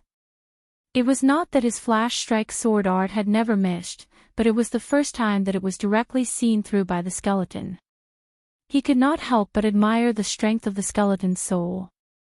The soul element could drive the lines of law to penetrate space to sense the attacker's location. Yes, Brando had realized that the skeleton was not sensing the sword in his hand, but him holding the sword. Even if the soul element of this level did not reach the height of the power of existence, it had at least touched the highest level of elemental kingdom. It was worthy of being the legendary bridge keeper of the Bridge of the Dead, an undead with divinity. He did not hesitate to let go of the sword in his hand and move to the side. It looked as if he was letting the huge skeleton take the holy sword Odorfice. This action even startled Gudmod. It raised its head, and the two pale phosphorescents in its eye sockets were almost the size of a lantern, one bright and one dark. If it could see, then what it saw must be an illusion mixed in the shadows, holding a long sword that was slowly taking shape in front of it. But unfortunately, the skeleton could not see anything, and it could only sense the existence of the soul. Without any soul ripples, the 9 luminaries sword art's phantom held Cinna in his hand and disappeared in a flash. With a single slash, he broke 7 of its ribs. The King of Bones let out a mournful wail, stood up abruptly, and pulled back the anchor. The anchor swept towards Brando, but the latter did not even look at it. With a cold face, he punched the anchor with a backhand. With a hum, iron anchor straightened its chain and flew back to wrap around the neck of the huge skeleton several times. The huge inertia caused the divine undead to lose its balance and fall back.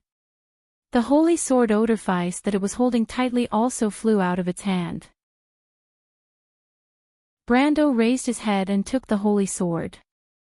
At the same time, he took a big stride forward, and Gudmod punched his already shattered chest. In a series of bone-cracking sounds, almost half of the King of Bones' body exploded and fell back completely. But Brando quickly grabbed the broken chain of the anchor and pulled it back. In the eyes of ordinary people, the huge body of the divine undead was as light as a rag doll in Brando's hand. It flew back, and Brando directly cut it in half. The broken bones scattered all over the ground, and the 2 halves of the King of Bones fell heavily on the ground, kicking up a cloud of dust. This battle of small size to gain a huge advantage stunned Alaz, and she could not help but look at Brando with shining eyes. This was a real battle of gods. Although the King of Bones, Gudmod was not a real god, it was at least a demigod existence. Although it was so weak in front of Brando, if it was in the mortal world, even the top existence among the Bugas, their spells would have a hard time hurting this divine undead. Every punch of Brendel's was imbued with the power of time and space. It could be said that every punch tore apart Gudmod's soul essence and extreme plane. The power of the soul was so weak that it could not even withstand a single blow from the absolute control of time and space. What was absolute power? This was absolute power.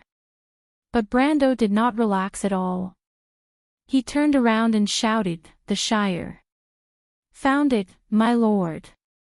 The Shire's eyes were flashing with a bright blue light. He was using the spell of future foresight to filter the cards in his deck of cards of fate.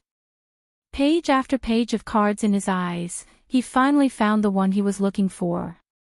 At this time, the lantern in Gudmod's hand lit up. It was already the 7th or 8th time it had used this ability. As long as the light of this undead divine artifact shone on its body, all injuries would be healed. The Shire displayed his spell. Ineffective, destroy target artifact or enchantment. You gain 10% of your mana. The lines of law on the space lit up layer by layer. With a cracking sound, the lantern in Gudmod's hand dimmed. The huge undead wailed. The phosphorescence in its eyes dissipated bit by bit. Its entire body seemed to have lost the power that held it together. With a loud bang, it broke apart and scattered on the ground. The Shire stepped forward and kicked its huge skull, kicking it into the abyss. Good thing you finally found it. Brando wiped the sacred sword Odorfice and said in an annoyed tone, otherwise, I'm afraid we'll have to fight another 70 or 80 rounds with this damned undead here. When we get back to Wonde, we'll just have to collect the corpses of the others. My lord, the spell of card filtering doesn't always work. It's your fault for being so unlucky. Who's unlucky? The Shire quickly shrugged and changed the topic. Don't Fenice and Minocha also have spells that can destroy artifacts? We don't have the ability to filter cards. The fairy said angrily. Only then did Tia run up from afar. The divine undead were immune to all mortal spells. They were completely useless in such a battle, unless Minocha could open an enchantment. However, it was clear that Brando did not intend to let everyone give it their all here. The elven girl looked at the scattered bones and could not help but be surprised. It's dead just like that. Isn't it Gudmod? Gudmod is immortal and indestructible. Medisa replied with a smile. It's not dead. Brando walked over and picked up the lantern. There was a long crack on the surface of the lantern, but the crack was obviously slowly healing. The bridge keeper of the Bridge of the Dead, the Lord of the Undead. This is also a curse. It curses it to wander around here for eternity. As long as its divinity is not extinguished, it will not die. He casually threw the lantern into the dust, but Tia ran up and picked it up like it was a treasure. No matter what, it was a divine artifact. Brando raised his head and looked at the fog in the distance. Let's go. The repose of the dead moon may be in front of us. The repose of the dead moon. It's the holy land of the undead, the place of eternal rest. Mephistopheles replied with some longing. The undead will sleep here forever, never to remember the mortal world. But they will be truly reborn in the sea of death. Their souls will return to the world tree, and one day, they will finally be reborn in this world in another form. The land of eternal death is the final destination of all undead. It is the place where the goddess of the dead moon's divine kingdom, Alaudner, is located. Medisha also replied. But Brando suddenly stopped. More corpses appeared in the fog. It was a dog-like monster the size of a small mountain. Everyone had to look up to see its full appearance. Its body was covered with wounds, and bronze blood flowed out from the wounds, but it had long dried up. Brando saw the color of the blood and could not help but twitch his eyelids. What is this? Scarlet asked doubtfully. The Dusk Wolf, the offspring of Fenrir. Look at their blood. The deer-bodied demoness reached out and touched the monster's sticky blood. The blood on her finger was a bright copper color. She said, This is Garm's son. Garm. The Doomsday Hound in the Pale poem, the vanguard of the Dusk, Irene replied. But they are actually not of the Dusk tribe, but of the Bronze species. Bronze species.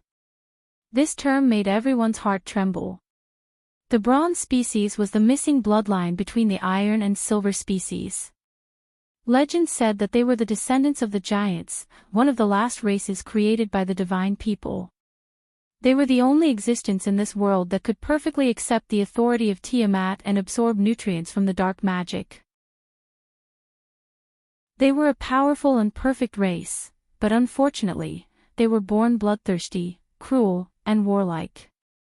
They were created by the gods and abandoned by the gods. They joined the Dusk Dragon and betrayed the Dusk Dragon. It could be said that they were a race with a bad fate. It was no wonder that the divine people called them failed experiments, although Brando himself did not like the name. But perhaps it was also luck in a sense. It was because of the betrayal of the bronze species that the Iron People, as mortals, could appear in this world. Is this the legendary bronze species? Scarlet boldly touched the skin of the offspring of Garm. It was cold to the touch, but she could clearly feel the existence of Tiamat's law. The monsters are their descendants. Brando nodded.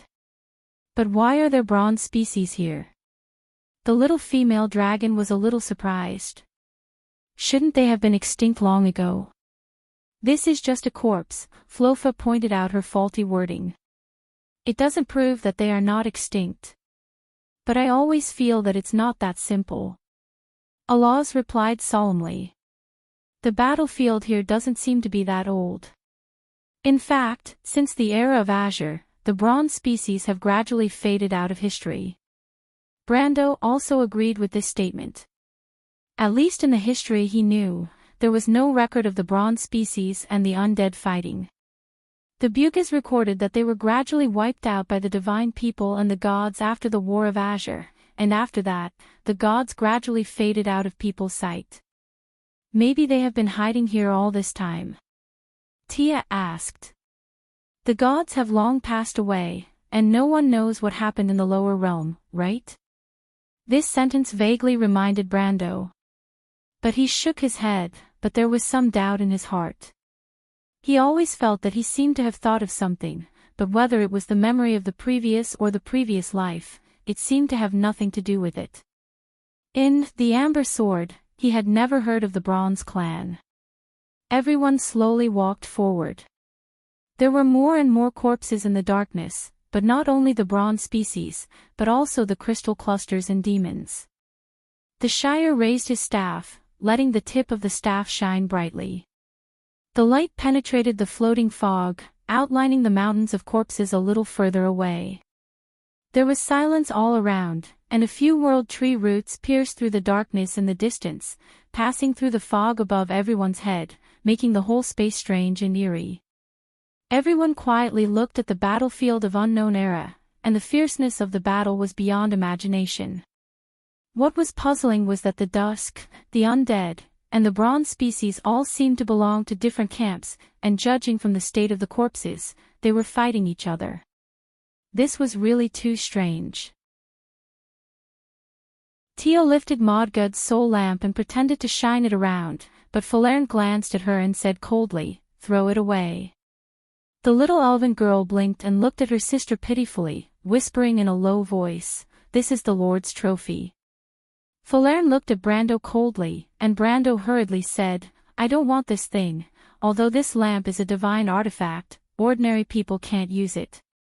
By the way, when it's restored, Modgud might come back to life and come looking for you, Tia."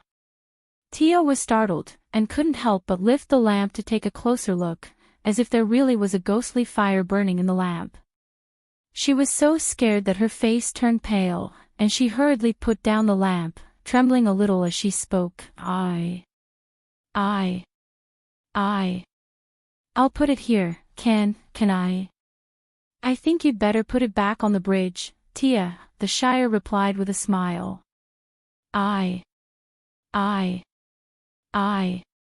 Alone. Tia was about to cry, her legs gave way, and she almost fell to the ground.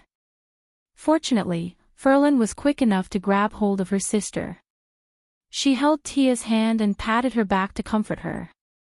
Then, she raised her head and glared at Charles. The Shire shrugged. As for Metisha and Scarlet, they couldn't help but laugh. Alaz looked at the battlefield shrouded in fog and darkness, and the little female dragon's face had a rare solemn expression. What a great battle. For a dragon who inherited knowledge from her bloodline, the silent scene clearly evoked some memories in her heart. It was a great battle. Brando also nodded. The world tree roots gathered here, forming an open plain, and the outline of Eludinir's palace could be seen in the distance. This was the land of eternal rest, where countless corpses slept in the darkness, but none of them were below the level of a lord. The 7 stone slabs in his hand shot out beams of light, occasionally changing direction, but always pointing towards the divine kingdom of the goddess of the fallen moon. In the end, there was no path left, and they could only move forward by stepping on the bones. The sound of bones cracking was terrifying. As Pamela walked, she gestured with the hammer in her hand. She seemed to have found something interesting and swung it down. The head of the hammer stopped above the head of a white skull on the side of the road. Pamela proudly raised her chin. But it was at this time that a cracking sound came from the darkness. The priestess was startled. She raised her hammer in confusion, but the white skull was clearly intact. A pair of black eye sockets stared at her motionlessly. Pamela turned around, and found that everyone was looking up at a nearby mountain of bones. A human skeleton was rolling down from that direction. The Nightsong Tiger and the others immediately prepared for battle, and Scarlet and Metasha also put down their spears. As for Tia, she was already scared into a quail, and hid behind her sister with a pale face, fearing that Mr. Modgud would come for her. A deformed monster appeared on the mountain of bones. Chapter 1540. When Brando saw the monster, he frowned slightly. It was the son of Garm. It seemed that he had already understood who was the final victor of this tragic war. After the great battle with the Dusk and the undead here, the Bronze race had been dormant in the underworld of Helm for thousands of years. As expected, they did not perish, but Brendel was curious. Did they come here before or after Cleis left her divine kingdom? But Brando could not help but complain about another thing in his heart, and that was, how much of the information given by the Bugis was reliable. What kind of nonsense was this guardian of knowledge? Now, he began to wonder if the ancestors of the Sossalds had been banished from Ababel Fortress to the mortal world because they had been banished from the Great Silver Library by the gods. After all, after the Azure War, Babel Fortress had lasted for quite a long time before it officially died of old age. And with this work attitude, it was very possible. Brando and the others looked back, and pairs of green eyes appeared in the darkness, counting from afar, thousands of them. Anyone would feel their hair stand on end if they were stared at by so many glowing green eyes, let alone in this strange environment. Medusa, Irene, Scarlet, Andrea and the others subconsciously moved closer to him. The little female dragon and Flora also revealed their dragon wings, protecting the spellcasters in a circle. This was the most direct warning posture of the dragons in human form. But the two pairs of scaled wings, one gold and one silver, were quite beautiful under the faint light. "What do we do?" the Shire asked in a low voice. "What else can we do?" Brando had already drawn the holy sword Odorfice from his back, the blade gleaming faintly under the cold light. Of course, the best strategy is to run, but perhaps the son of Garm also understood his words, and with a long howl, the vicious hound on the mountain of bones had already swooped down. That scene was simply shocking. It was as if countless rats were rushing down and converging into a surging torrent. However, unlike the rats, this was a type of monster that was extremely aggressive. 10 meters away, the demon hound Garm had already bared its fangs and pounced over. The Shire stretched out the staff in his hand, and the hound flew back, rolling into a ball with another of its kind behind it. Probably because he felt that this method was very effective, Charles simply muttered something and cast a wall of law in front of him. An invisible ripple spread out, and the demon dogs crashed into it one after another. In the blink of an eye, a thick layer of law was piled up. Seeing this, the others followed suit. Brando threw the light ball in his hand to Tia, and at the same time, opened his left and right hands, immediately forming an impassable barrier on the left and right. As for Mephistopheles and Enrich, their soul net was quite useful here. "Which way?" Charles shouted over his shoulder. "Tia!" Brendel called out. "Ha! Oh!" Tia hurriedly looked at the light ball in her hands, and a beam of light shot forward. But just as she was about to cry, the beam of light shone on the belly of the hounds in front of her. Outside the wall of law, the demon hounds had already blocked her view. Although the little girl tried her best to stand on her toes, it was to no avail. She could only anxiously shout, "My lord, I can't see." Brando shook his head and grabbed her by the collar, lifting her up and putting her on his shoulder. Tia's eyes finally lit up, and she quickly shouted, "Over there, over there. Speak human language." Brando shouted in annoyance. "There are a lot of palaces over there. It's a Lucinil." Medisa immediately replied. At this time, a fish that had escaped the net drilled through the gaps of the intertwined soul net. The little elf princess stabbed her spear with the back of her hand and pierced through it. Everyone immediately charged towards the divine kingdom of the goddess of the dead moon. Although they were not afraid of these low-level magical creatures with their strength, no one knew how many of them there were here, or even if there was something else behind them. Besides, even if they had the strength to kill all of these things, they did not have that much time. Brando quickly led the others to open up a bloody path, while Irene summoned vines from behind to block the hound's pursuit. The group quickly entered the territory of Lucinil's divine kingdom. Soon, a long flight of stairs appeared in front of them, and the stairs led up to the palace in the fog. That was the stairs of the dead. In the golden age of the divine kingdom, there were countless ghosts wandering the stairs of the dead, and they were all Clyce's subjects. But now, the gods had long since passed away, and Clyce, who was controlled by the Twilight Dragon, was just a puppet that had lost the power of the law of Tiamat. Lucinil's divine kingdom had not been visited by outsiders for tens of thousands of years, and as far as the eye could see, it was barren and empty, like a dead zone. In the distance, the temple hidden in the dense fog was also a scene of desolation and ruin. Tia sat on Brando's shoulder and looked back, her little face pale. Behind them, the descendants of Garm were still in hot pursuit, rolling in the fog like a grey torrent. What scared her even more was the countless eyes in the darkness, which looked like a galaxy from afar. A descendant of Garm pounced over, and she screamed in fright and threw out a fireball, but not only did the fireball not blow the hound away, it angered even more of the descendants of Garm. Brando looked back and estimated the distance slightly, then pulled out the holy sword Odorfice and swung it back. A golden light suddenly appeared, and the two arcs of the sword were thousands of meters long. It flew over a distance of dozens of feet and landed heavily on the stairs of the dead. After a loud crack, in a thunderous roar, the stairs of the dead broke in front of everyone's eyes and fell into the endless abyss.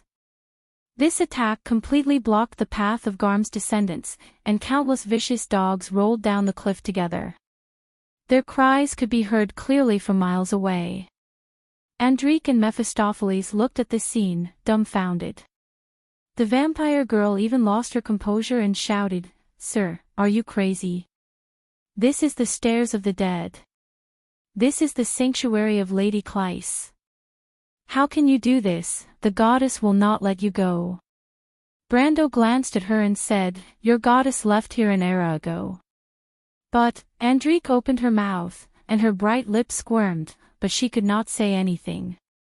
She wanted to refute this treacherous person, but she could not produce any strong evidence.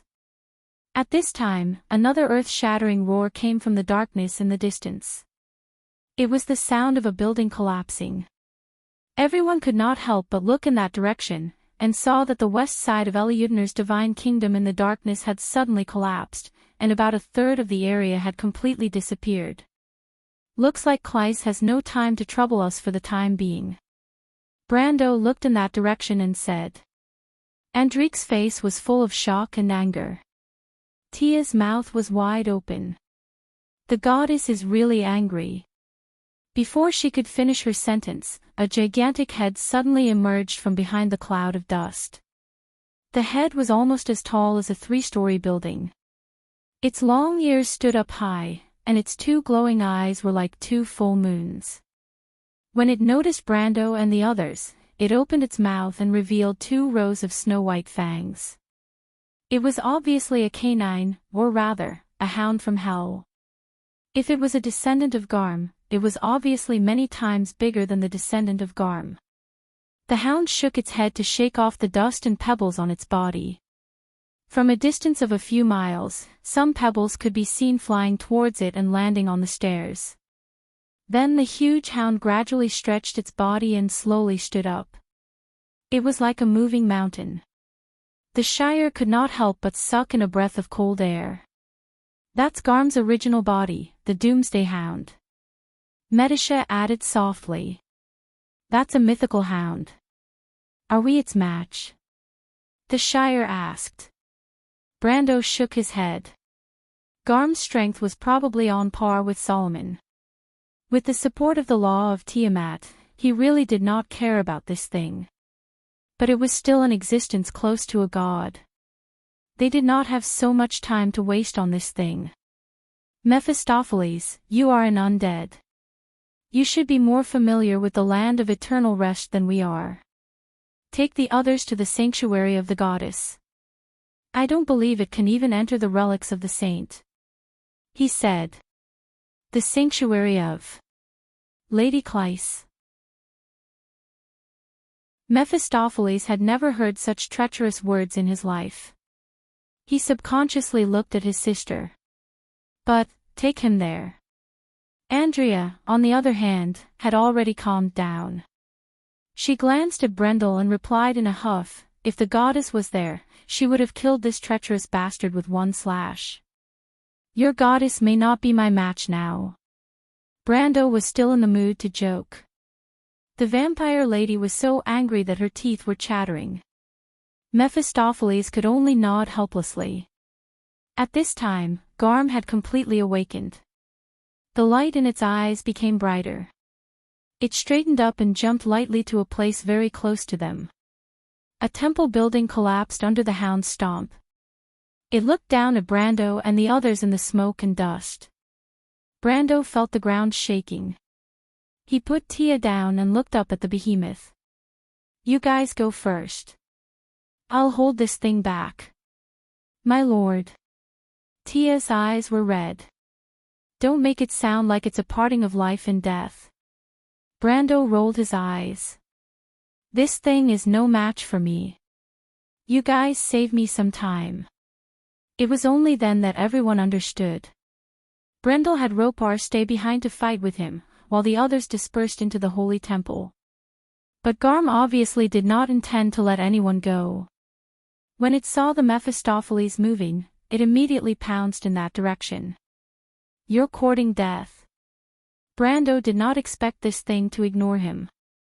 This stupid dog's brain did not seem to be enough.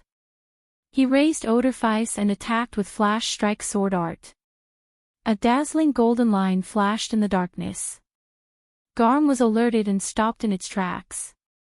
The golden line cut less than 10 feet in front of its claw, and with a dull rumble, the entire holy temple seemed to sink down half an inch along the thin line.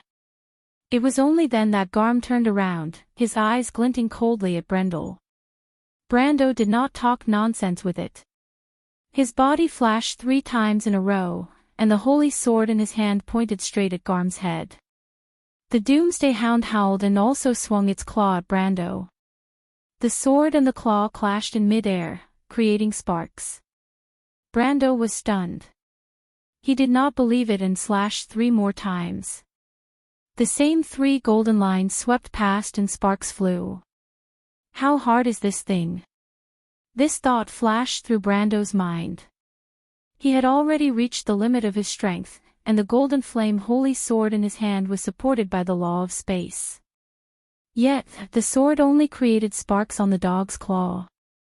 At this moment, Brendel finally had a first-hand understanding of the Bronze Tribe's strength. But it did not matter. If the sword was not enough, there was still the fist. Brando put away his sword and punched directly on the soft flesh of Garm's claw.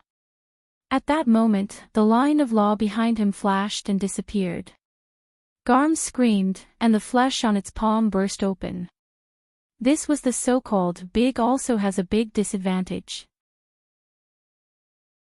Although this stupid dog's claw was very hard, not every part of its claw was horny. But even under such circumstances, Garm could still launch a counterattack. With a backhand claw, it swept Brando heavily. The latter flew out like a cannonball and fell into the group of temples in the distance. However, this attack did not make Garm feel better. Instead, it made it even more furious. This was because when it retracted its claw, it found that a part of its hard mane had been burnt, and golden flames were almost seeping out of its claw. In the ruins, Brendel flipped over and stood up. He wiped the blood from the corner of his mouth. The golden patterns on his body burned fiercely and spread all over his body. This was the golden flame holy blood of the Templar Knight, the crown of thorns. With his defense and recovery ability, Garm's claw had injured him at least 10 times more. In other words, if he wanted to, even if he stood here and let Garm attack, he would definitely not be the first to die. But Brendel did not have the time for that. He looked at the furious Garm, shrugged, and walked towards the top of the holy cathedral. Garm's claw had helped him a lot. At least, he did not have to run away. As soon as he turned around, Garm let out an angry roar and pounced on him again. Brando had expected that this stupid dog would not give up. He did not even bother to look back and only shouted, "Ropar. Here." The Fireclaw Lizard Man Lord replied. A golden flame suddenly broke out of the dense fog and hit Garm's head. Compensation, instant spell. Calculate all damage received in this turn and deal the same amount of damage to the target creature. If the player has any wrath counters, move all wrath counters. Every time a wrath counter is removed in this way, the same amount of mana cost will be deducted from this card. With an earth-shattering shriek, the pitiful Doomsday Hound tumbled back once again. This time, the injury had hurt its tendons and bones, and it could not stand up again for a long time. Ropar expressionlessly extended his hand to Brando. Brando looked up and grinned, firmly grabbing his hand. The Fireclaw Lizard Man Lord pulled Brendel up the steps of the Holy Temple. The two of them looked down at the smoke and dust below, then turned around and walked back, side by side into the center of the kingdom of Eliudanir. In front of them was Clyce's living place, the sanctuary of the dead moon. The others were waiting for the two of them on the platform above the steps. Tio looked down with some doubt and asked, "That big guy won't come after us again?" Brando looked at the two scythe-wielding statues of the Grim Reaper outside the sanctuary of the dead moon and replied, "It can try, but I don't think it has the guts." Sure enough, when Tio looked down at the group of temples below, Garm wandered angrily in the ruins for a while, but in the end did not dare to chase after them. Obviously, this thing had suffered here before. "Look at the beacon, Tia," Brando reminded her.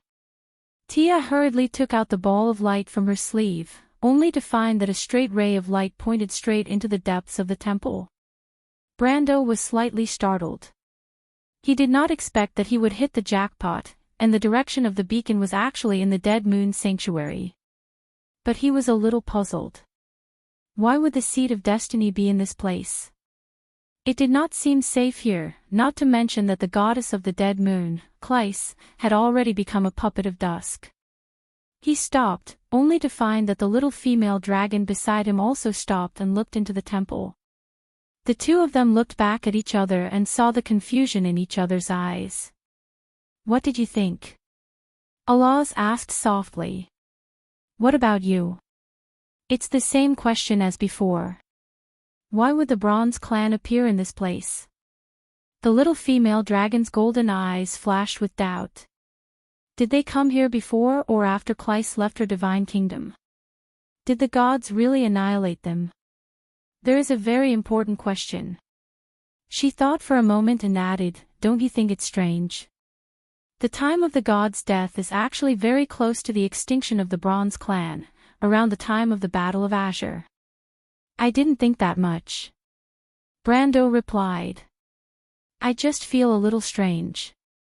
I feel like I'm very familiar with this place. No, not familiar with the divine kingdom of Elucinir, but there are some hidden things here that make me feel familiar." "Have you been here before?" Alaz asked.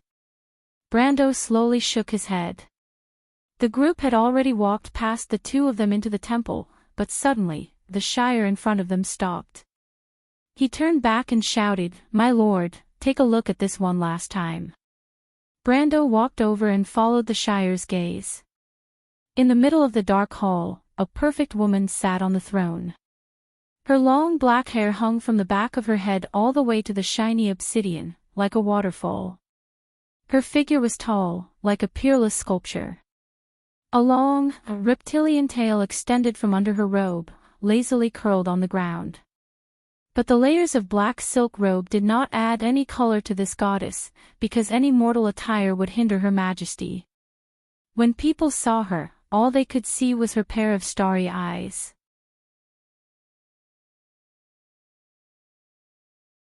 Chapter 1541. The battlefield was already in a state of chaos. The sky in the north was burning fiercely, and there were streaks of dazzling black smoke hanging in the sky. Scornful Tast's mountain-like corpse crawled on the horizon. Its crystal-like body was covered with vines, and a hole filled with cracks pierced through its body. It quietly stared in front of it. There, Valhalla's dim crown was slowly regaining its luster. The dazzling pillar of light was like a verdant dream, engraved in the memories of everyone who saw it. The roots of the giant tree were once again inserted into the ground, and the sparkling radiance of magic flowing under the plateau could be seen from dozens of miles away. However, Valhalla had almost withdrawn from the battle. The Crystal Cluster Lord's figure towered into the clouds on the other side of the giant tree, continuously attacking Valhalla's defenses. Every time it collided with the hemispherical net of light, the entire stronghold would shake intensely. The Valkyries had already taken to the sky, riding around Farah and attacking. However, from afar, it looked like a silver light spot beside an amethyst mountain. Tens of thousands of purple light formations suddenly appeared on Farah the Errant's huge body, and beams of purple light shot out from the formations. The Valkyries were instantly drowned in a sea of purple light, and some of them were hit and fell down from time to time. A silver arc suddenly pierced through the sea of purple light. Tolman had finally completed his spell, and the surface of the crystal within a radius of dozens of feet collapsed. Farah screamed in pain. Like a shockwave, the sea of crystal clusters within 1,000 meters of him shrank in unison. However, this was only a silhouette of the vast battlefield. Thick smoke and dust shrouded the entire battlefield. People had already lost contact with most of the troops, and the people on the battlefield could only fight on their own. Fortunately, the crystal cluster had also lost one of the 3 crystal towers. The White Lion Knight who had launched the attack had long been separated from each other.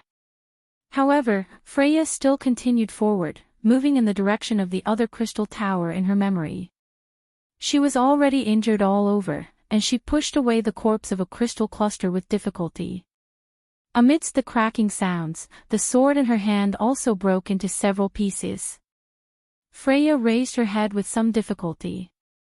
She could still see the scene of the battlefield in the sky. The crystal cluster, giant dragons, floating battleships, griffin knight, and wyvern cavalry weaved in and out of the vast sky. However, the battlefield had already reached its most intense stage, and no one could tell who was who. With an earth-shattering explosion, it was as if a sun had risen in the sky, and the bright light even lit up the layers of clouds. A huge black rhombus-shaped crystal was slowly falling through the clouds, slanting and crashing into the ground. Dazzling flashes kept bursting out from the surface of its rhombus crystal. Those were silver light spots that were crashing into the enormous body that looked like a floating city. And every light spot of light was a floating battleship. The Banksians, Baween, and Bugas resolutely carried out their tactics. Floating ships were gradually leaving the formation. Before they left, they fired their cannons to salute everyone. Then, in the blurry tears of the people, they streaked across the sky and let out a final flash.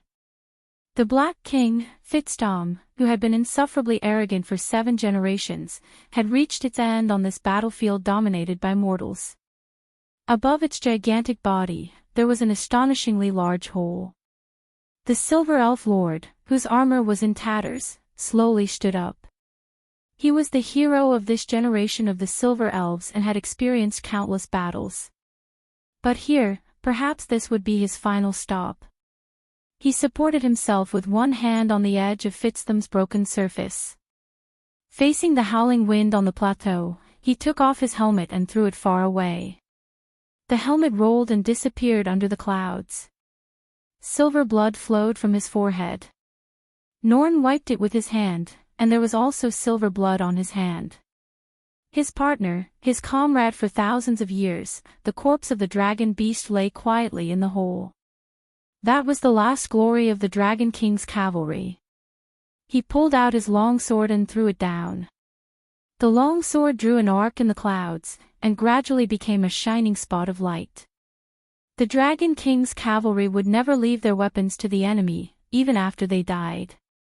Norn suddenly recalled the holy war thousands of years ago.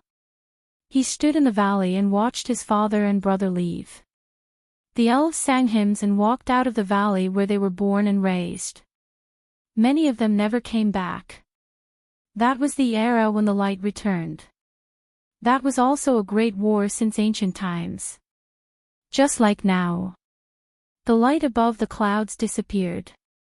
Freya slightly narrowed her eyes, which were fascinated by the dried blood. The sky returned to the color of blood. In the center of the sky, there was a beautiful silver ring. But it was not a decoration.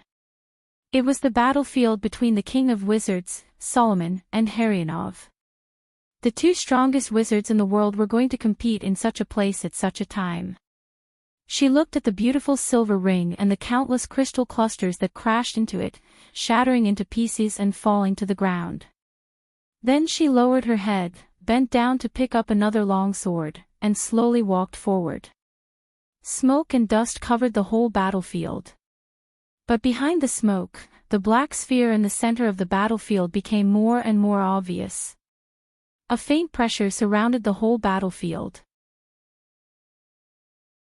A god was getting closer and closer to this world. Dragons flew over the battlefield from low altitude. They were beginning to gather from all directions. Mithril led the dragons to approach the transmission channel from another direction. The dragons had decided to stop it at all costs. The power of a god, even if it was no longer favored by the law of Tiamat, was not something that mortals could compete with.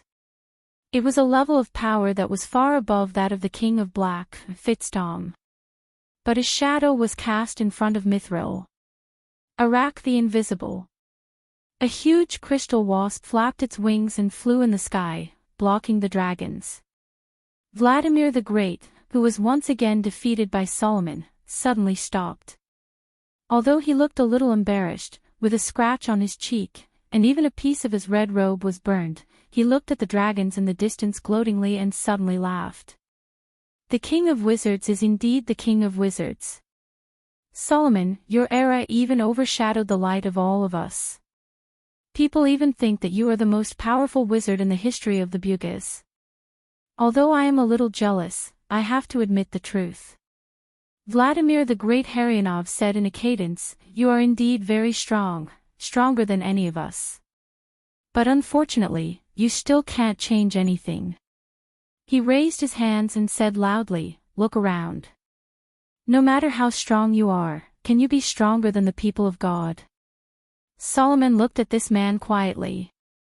A long time ago, he, Sarander, Yuki, and this man, the four of them had supported the Silver Alliance of that era. They had experienced the break with the Myernas, joined forces to fight against the most powerful spellcaster in mortal history, Tumen, and worked together to establish the Order of the Continent for 1,000 years after the War of the Holy Saints. Since then, the Silver People had watched over the continent left by Martha in the sky. But to his sorrow, his old friends were drifting away from him. Yuki had broken with the others a long time ago and died in the Great Glacier. Although Sarander did not support the ideas of the Cisaldians, he was closer to the Red and Blue Alliance emotionally. And this man left. He was even further away from them. Vladimir the Great, Solomon said quietly. For the sake of the past, I don't want to kill you with my own hands. Bow to the Eruin and the Wind Elves. At least people will remember the pride of the Cisaldians. This joke isn't funny, Solomon. You're going to ask me to apologize to some mortals. Vladimir the Great sneered. Do you know why others don't agree with your ideas? Because we are Bugis, born to be high and mighty. No one is high and mighty, Vladimir the Great. Your power and mine come from Tiamat. Lady Martha's grace belongs to everyone in this world, not you and me. But that's what we deserve. Vladimir roared angrily, I worked tirelessly to learn the truth and knowledge of this world in order to obtain the power and status I have today. All of this is the result of our hard work. How can those mortals be on equal footing with us? Based on what you see now, Solomon replied. In this war, the mortals shed no less blood than us, but they get much less than us. We owe them, Vladimir the Great. You're crazy, Solomon. You're the crazy one. Solomon enunciated each word clearly. He slowly closed his eyes.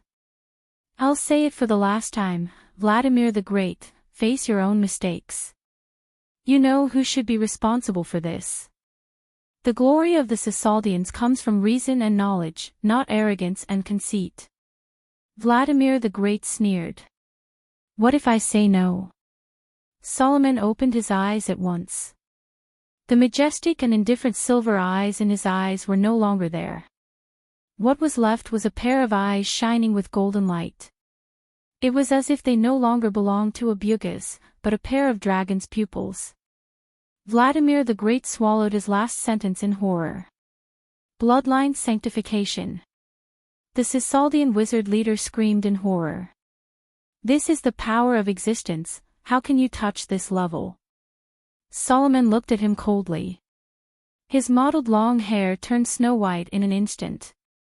He only stretched out his hand and pointed. Vladimir the Great's expression froze at the last moment. He watched in horror as the eye of truth in his hand cracked and shattered, and then the silver lines of law around his body disappeared one by one. In the end, even his own sense of existence gradually faded.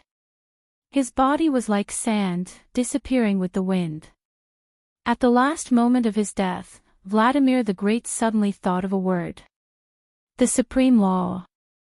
Destruction. Solomon took one last look at the place where Vladimir the Great disappeared, sighed softly, closed his eyes, and did not open them again for a long time. Valhalla City was already in chaos. When the entire stronghold began to shake intensely again, Valhalla City was already in chaos. In the tree hall, Hearus staggered, and the crown on his head fell to the ground, rolling into the distance until a hand held it down and picked it up again. Hearus looked at the man in a daze. Count Audine walked over, handed the crown to him, and said softly, Your Majesty. Count Audine, you... Audine looked around and said with some emotion, After the royal faction and Her Royal Highness became enemies, I haven't been here for a long time, but not much has changed after the battle with Ampere Seal. I still remember meeting Her Royal Highness and Count Tonagel here, and nothing has changed. The only thing that has changed is the royal faction itself. He looked at Hearus kindly, Of course, you have also changed, Your Majesty. The late king must have been pleased with your growth in the underworld. Hearus held the crown in his hand and stood silently in place. He also thought of his father. That long time ago, his childhood with his sister, seemed to have faded a little. Austin raised his head and looked at the tree hall. Through the long glass-arched window, he looked into the distance. There was Valhalla's lush green canopy and the cloudy horizon. Occasionally, there would be a flash of lightning across the sky. Outside the walls of Valhalla Fortress, the huge figure of the High Lord Farah was fighting with the Valkyries, intertwining with silver-white lightning. After a moment, he said softly, Your Majesty, the royal faction has done many wrong things, but I still remember the era of the late king, and I still feel proud of that moment. We have lost a lot. Our former comrades have left us one by one. Some have died suddenly, some have gone on a different path. Now that I look back, the faces in my memory have disappeared one by one. All that is left is an old man like me who is struggling at death's door. Count Audine, Heureux said softly, that's none of your business. I understand your feelings for Erwin. Count Audine smiled, and there was a faint light in his eyes. Your Majesty, please allow this old man to make a small contribution to the royal family of Covardo, so that at least 100 years later, when people remember the name of the royal faction, they will not just feel ashamed. He put a letter in front of Heureux, news from the battlefield, the Bugis and the dragons hope that we Erwin can spare some time to stop the descent of Cleiss, but we have just lost contact with the White Lion Knight, and even Miss Freya is missing. Heureux looked at the old count in a daze. Count Audine just stared at His Majesty with a determined look. Heureux silently lowered his head, and finally nodded. Count Audine bowed, but in his heart, he recalled the first time he was made a knight. The oath he made under the sword was not broken in the end. In the captain's room of the flagship Akhenaten, Manrique quietly looked at the order handed to him by his first mate. He suddenly remembered Count Audine's somewhat ordinary face. Count Audine was not an important figure in the royal faction, compared to Makarov, compared to Fleetwood, compared to Everton, and even compared to Oberway, who had broken off with the royal faction. But when everyone left the sinking ship, when everyone was deserted, there were always some who still held on to their original beliefs. Because they missed the flash of the past. Manrique suddenly remembered his original intention of coming to Tonajol, and remembered the figure he would never forget. He nodded slightly, and said, "Give them the fastest ship, and order the fleet to prepare for cover. Make sure everything is done well." The first mate nodded solemnly.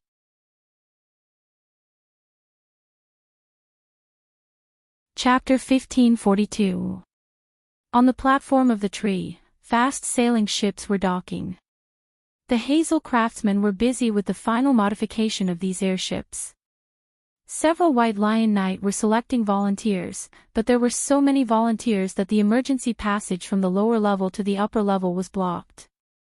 The young and brave Tonajol sailors were loudly refuting the officer's ridiculous conclusion. In the end, why didn't they choose them? You're too young. Sir, I just look young. Sir, we only recruit soldiers here. No, I'm also a soldier. I used to be a cavalryman of the Southern Army. Look at the wound on my arm. It's from the First War of the Black Rose. Why do you Tonajol people look down on me? The young Hazel craftsman looked at the shouting Erwin people, shook his head, and returned to his post.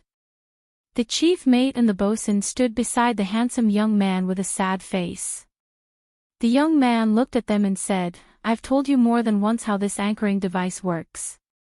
Its core component is this dimensional anchor. This is a dimensional anchor created by a Circle 13 spell. It can disrupt the teleportation effect. Do you know what a Circle 13 spell is?" Yes.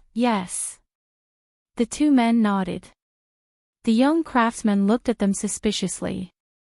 In that case, you shouldn't delete the operation steps without permission. Whether it's magic or magical engineering, it's a serious matter. If we lose a ship because of your mistake, do you know how serious the problem is? Yes. The two men replied, sweating profusely. Do you really understand? The young craftsman raised his delicate eyebrows. Yes. The chief mate nodded again and again. But why can't we open the mechanical lock and activate the anchoring device at the same time? This can save us a lot of time. I mean, we're going to die anyway. Can't we just activate the spell? The young craftsman stared at the suspicious guy. The chief mate could only surrender. Your Excellency has the final say. Your Excellency has the final say. In short, the young man nodded with satisfaction. Do you all understand? Understood. The boatswain elbowed his comrade and replied, "In short, Your Excellency can rest assured and leave this thing to us." The young blacksmith furrowed his brows. His slightly curved eyebrows seemed to reveal a aha. "You seem to have misunderstood something. Letting you learn how to operate this thing is just a precaution." "Who said I was leaving? Can you operate this anchoring device well?" "But compared to the professionals, you are still far from." The first mate and the boatswain looked at each other. "But, sir, this ship is, what? Only you are allowed to be brave, but the Hazel people are cowards." He knocked on the Arcanitech device and made a hollow sound. "If we can't get rid of that portal, the outcome will be the same even if I stay there. Rather than die at home, I'd rather die at the front lines." "But," the first mate replied hesitantly, "Your Excellency, you'll be more useful if you stay here." The young blacksmith didn't even lift his eyelids and replied, "Then I can't do anything about it. This is the Prophet's decision. You can raise objections to your commander. Are there any other questions?" The first mate and the boatswain looked at each other and could only shake their heads. "No problem, no problem." The young man looked at the two and the corners of his mouth curled up as if he had won a victory. The boatswain picked up the iron ball on the side and asked, "Then what is this thing?" "A cannonball. This is a small anchoring device," the young blacksmith replied. "It's equipped for the air cavalry. Its function and magic circle are not inferior to this large device, but the range of its influence is much smaller. In short, this thing needs to be close to a certain extent to be useful. Without protection, it's basically impossible for the air cavalry to enter the portal. So, holding it can only be regarded as a psychological comfort." The boatswain held the thing in his hand and looked left and right. Finally, he asked, "Can we take it?" "As you wish," the young blacksmith replied. "Although this thing is very precious, there are many of them here." The two of them nodded and took one each. Austin looked at the situation in the port from afar and suddenly felt a little relieved. Because this was such an era. People could generously die in order to protect everything. And this was such an heroine. At this moment, it was destined to shine in the long river of the past and the future. With a soft cracking sound, Freya came back to her senses. The sword in her hand had already penetrated the crystal corpse at some point in time. She coughed heavily and blood flowed down from the corner of her mouth. Strands of blood-soaked hair stuck to her forehead. She pulled back the long sword and actually knelt on the ground because of her unstable strength. Her vision turned black, and a series of footsteps sounded. A small group of soldiers passed by her, but due to the smoke and dust, they could not find the Valkyrie of Erewhon. Freya suddenly felt something in her heart. A monotonous buzzing sound echoed above the sky. It was the sound of the magic engine of the fast-sailing ship. She subconsciously raised her head. In the blood-red sky, a few shining silver lines were piercing through the smoke and fog, cutting across the horizon in a straight line. Freya suddenly froze and opened her cracked lips slightly. A flame was shining in the sky. On the three intersecting horizontal lines, the main fleet of the Bugis and the Banksians had already set up a formation. The flames flickered again and again, and a path of flames began to slowly extend forward in the sky. In the center was a small but brave fleet, 23 fast-sailing ships with tall silver sails. They moved forward against the wind, like 23 straight silver lines, straight into the clouds. That was the fleet of Erewhon. Under the bombardment of artillery that exploded like fireworks, the brilliant light reflected on the young faces. At this moment, what unfolded in front of them was not just a picture of a huge battlefield, but a colorful path. The path of fire and light extended forward in the sky. Silver Dragon Mithril also raised her slender neck. In her mercury-like eyes, there were flashes of light reflected. In this chaotic battlefield, it was so dazzling. The silver sails broke through the layers of heavy encirclement, separated the smoke and fog. Erwin came without hesitation. Accompanied by the dazzling light, pieces of light exploded, and the surging crystal clusters could not stop their advance. She suddenly let out a low groan. The dragon spread out in an instant and surrounded Arak the Formless in the center. At this moment, the offensive and defensive positions seemed to have switched. Looking down from the sky, the 23 tiny spots of light were already approaching the huge black sphere. Solomon silently watched this scene from high up in the sky. He had no energy left to cast any more spells, but at this moment, he felt the power of destiny. The mortals stood side by side, and the future of the entire world was connected to each other like never before. Everyone subconsciously looked up and stared at the silver flashes in the sky. Under the attack of the crystal clusters, the 6 outermost fast-sailing ships finally began to slowly fall. Then the other 7 ships. People clenched their fists, but suddenly 3 fast-sailing ships took the initiative to leave the main formation. They accelerated into the sea of crystal clusters. The cannons on both sides spewed out flashes of light, and in the blink of an eye, they were drowned by the sky full of crystal clusters. But just as the light in people's eyes disappeared, the whole sea of crystal clusters suddenly swelled, and a bright flash of light pierced out from it. A newborn sun hung above the clouds, its light scattered in all directions. Facing the light that did not dissipate for a long time, Count Audine walked up to the command platform. Amidst the violent winds, the remaining 7 speedboats had shakily approached their target. "Open the lock." Count Audine calmly gave the order. "Open the lock." Reports came from the remaining airships. "Report the distance." 720. There was the sound of steel twisting in the air. Under the siege of the crystal clusters, the Bonneville on the periphery unfortunately crashed into the Sandeca on the side. The 2 sailing ships broke in mid-air and fell to the ground with a long tail. "Take care, I wish you victory, long live Erwin." This was the last signal from the 2 ships. The target was in sight. Count Audine closed his eyes. 5 ships activated the anchoring device at the same time. 5 tiny light spots finally approached the edge of the black sphere. In the sky, in the floating fleet of the Erwin, the Banksians, and the Bugis, everyone held their breath.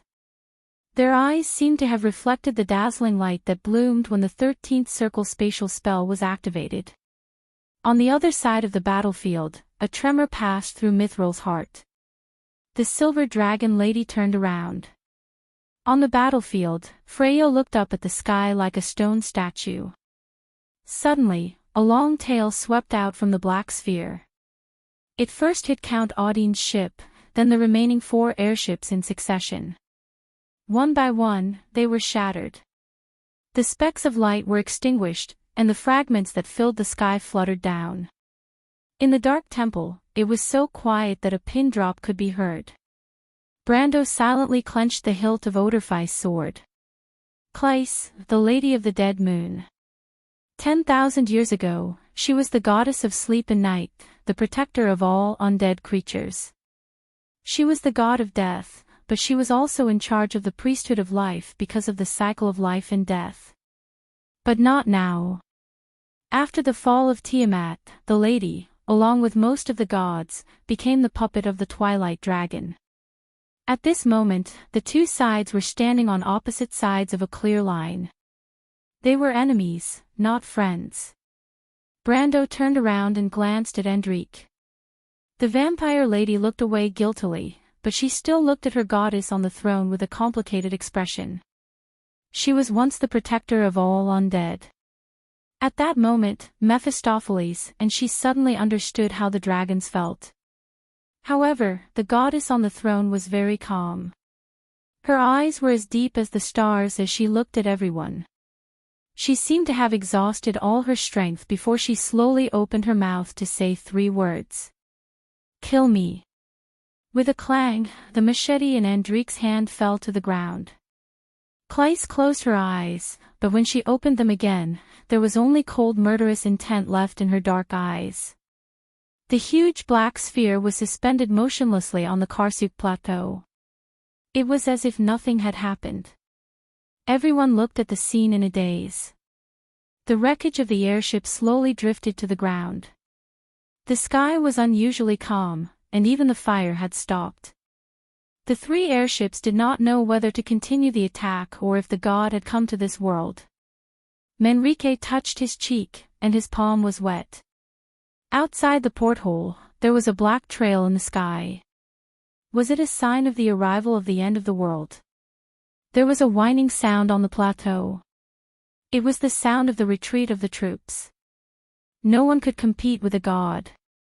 The tragedy of the Battle of Metz could not be repeated here. On the battlefield, the Banksians were the first to retreat, followed by the other countries on the Great Plains, followed by the Lion Men of Toquenin, and finally the Highland Knight. Bun-eyed, the leader of the Highland Knight, wiped the sweat off his palms and looked at the two remaining crystal towers on the battlefield from afar. He sighed with regret. But he did not hesitate. He threw down the long sword in his hand and rode back. Behind him, there was a silver wave. The Silver Elves and the Earth Legion were covering the retreat of the mortals. But in the tide of retreat, there was one person who was going against the flow. Freya slowly straightened her body and walked forward resolutely. A crystal worm in front of her parted the dust and pounced at her. She swung her sword backward, and the blade and the crystal worm's head split apart. But at the same time, she was knocked away and fell heavily on the ground. Freya gritted her teeth and crawled up again.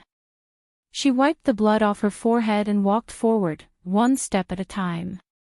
Beside her, some soldiers finally noticed the existence of the Valkyrie of Erewhon. They stopped and looked at the female knight who was going against the flow in surprise. The people stepped aside and let Freya pass through them. Outside Valhalla, Tolman, who was resting, suddenly stood up from the city wall in confusion. In the sky, Solomon opened his eyes again, and a trace of confusion flashed in his eyes. A breath had completely disappeared from the battlefield. The silver dragon lady turned over and dodged Arak's crystal spike. She let out a low-frequency cry, calling for her companions to reform the formation and begin to climb in order to occupy a more advantageous position to attack. 2 or 3 silver lights flashed on the ring on her claw. Mithril lowered her head. It was a message from 2 young dragons from the periphery of the battlefield. Disappeared. She was slightly stunned. Mithril stretched her wings and turned in the air to look at the center of the battlefield. But immediately, a trace of disbelief flashed in her silver eyes. In the sky, there was still a faint pressure from Cleis. But the teleportation beacon had disappeared. In Valhalla, William opened the door and walked out. He looked up, and his eyes were filled with confusion. The teleportation beacon had disappeared. Why? Could it be that Erewhon's people had achieved their goal at the last moment? But they had not arrived. Wait, they had arrived. A flash of light flashed in the mind of the wizard leader.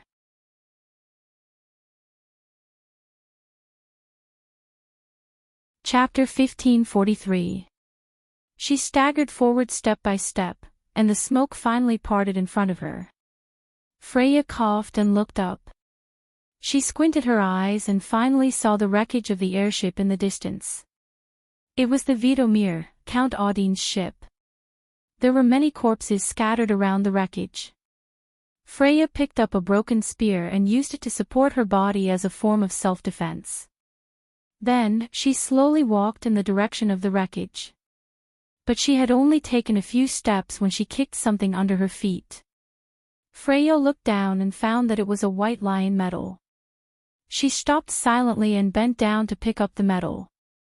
Looking up, a little further away, Count Audine's broken sword was lying in the sand, and the Count's ribbon was still hanging on the hilt. Freya looked at the sword quietly, then walked past it and continued to move forward. The air was filled with a burnt smell. The closer she got to the wreckage of the airship, the more debris there were on the ground. Some were equipment on the airship, some were personal belongings. Freya also saw some disgusting mutilated bodies, or the charred frame of the airship that was still burning. Then she saw the most complete corpse along the way.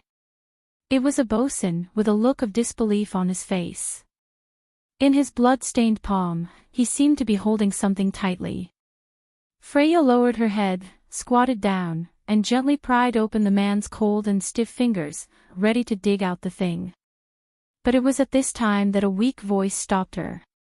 "Don't move," Freya was shocked. She turned around and saw a hazel man covered in blood lying under a few twisted iron plates not far away. A curved steel bar pierced through the man's lung. He coughed, and the light in his eyes was so weak that it was almost invisible. Freya hurried to the man's side and subconsciously reached for her medicine box, but it was empty. Only then did she remember that she had used it all in the previous battle. She looked at the man apologetically and found that he was still a young man with a delicate and quiet face. "I'm sorry, however," the young blacksmith shook his head at her and said weakly. "Close the lock first. Remember not to trigger the anchoring device." "What did you say?" Freya was slightly stunned. The man glanced at her and repeated in an almost inaudible voice. "Turn off the lock first. Don't trigger the anchoring device." Freya finally understood what he was talking about. "Is that a space anchoring device?" The young craftsman's gloomy eyes shone brightly as if he had just regained consciousness. "You know him." Freya hurriedly took out her knight badge. "I'm Freya, a senior officer on Eruin's side." "Very good," the young blacksmith's eyes flashed and he used all of his strength to ask, "Can you fly?" "What did you say?" "Let me ask you, can you fly?" He could only raise a finger with great effort. His slender finger weakly pointed to the sky. "Send it, up there." "Me?" The young blacksmith nodded slightly. The light in his eyes was almost gone. Freya held his hand and asked in a low voice, "Tell me, what's your name?" Kia Fyak, Corporal." "You're a girl." Freya looked at the man in surprise. Only an almost inaudible voice told her softly, "My home is in Hazel. Tell my mother. It hurts." The voice was fading. Freya put down the man's hand silently. She looked up and suddenly felt a little sour in her nose. "Maybe," she replied softly, "I think I can fly." The girl had already fallen asleep under her feet. 3 messages were sent to Mithril's ring at the same time. "Do you remember the battle in the wilderness of 4 territories?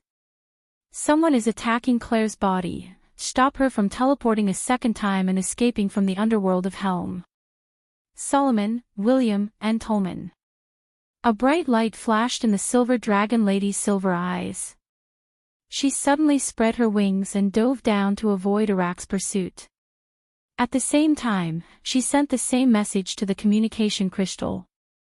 "What should I do?" A moment later, a message flashed on the ring. "Lady Mithril, come to my side." "Freya." Mithril was slightly startled. A bright light suddenly appeared in her vision. The light disappeared in a flash. It was at the center of the Karsuk Highlands battlefield. The ring flashed again. "I have a way to stop the teleportation." Mithril no longer hesitated. She immediately rolled and flew down. The tips of her wings drew 2 beautiful arcs in the sky. This elegant tactical movement immediately made the dragons understand her meaning. "Kin of Gold, spread out the attack formation and cover me." The group of dragons let out a clear and long cry in unison, then scattered in all directions. On the battlefield in the distance, Freya held the silver ring high in her hand. She looked at the silver arc in the sky with gratification in her eyes. In just a moment, the dragon spread its wings and flew over her head. The female knight pressed down her long hair, turned around, and chased after Mithril. The silver dragon lady flapped her wings and slowly landed on the ground. She then looked up at Mithril. Freya, why are you still here? Mithril asked doubtfully.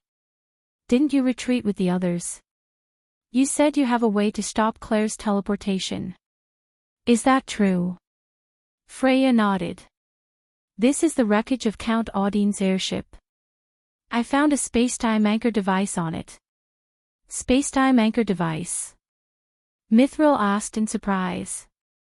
Is it still intact? Freya opened her palm to reveal the intricate brass sphere in her hand. She looked at the silver dragon lady and said, I can guarantee that it's still intact. Even the lock is intact. Mithril's heart skipped a beat. Do you know how to use it? Freya nodded lightly.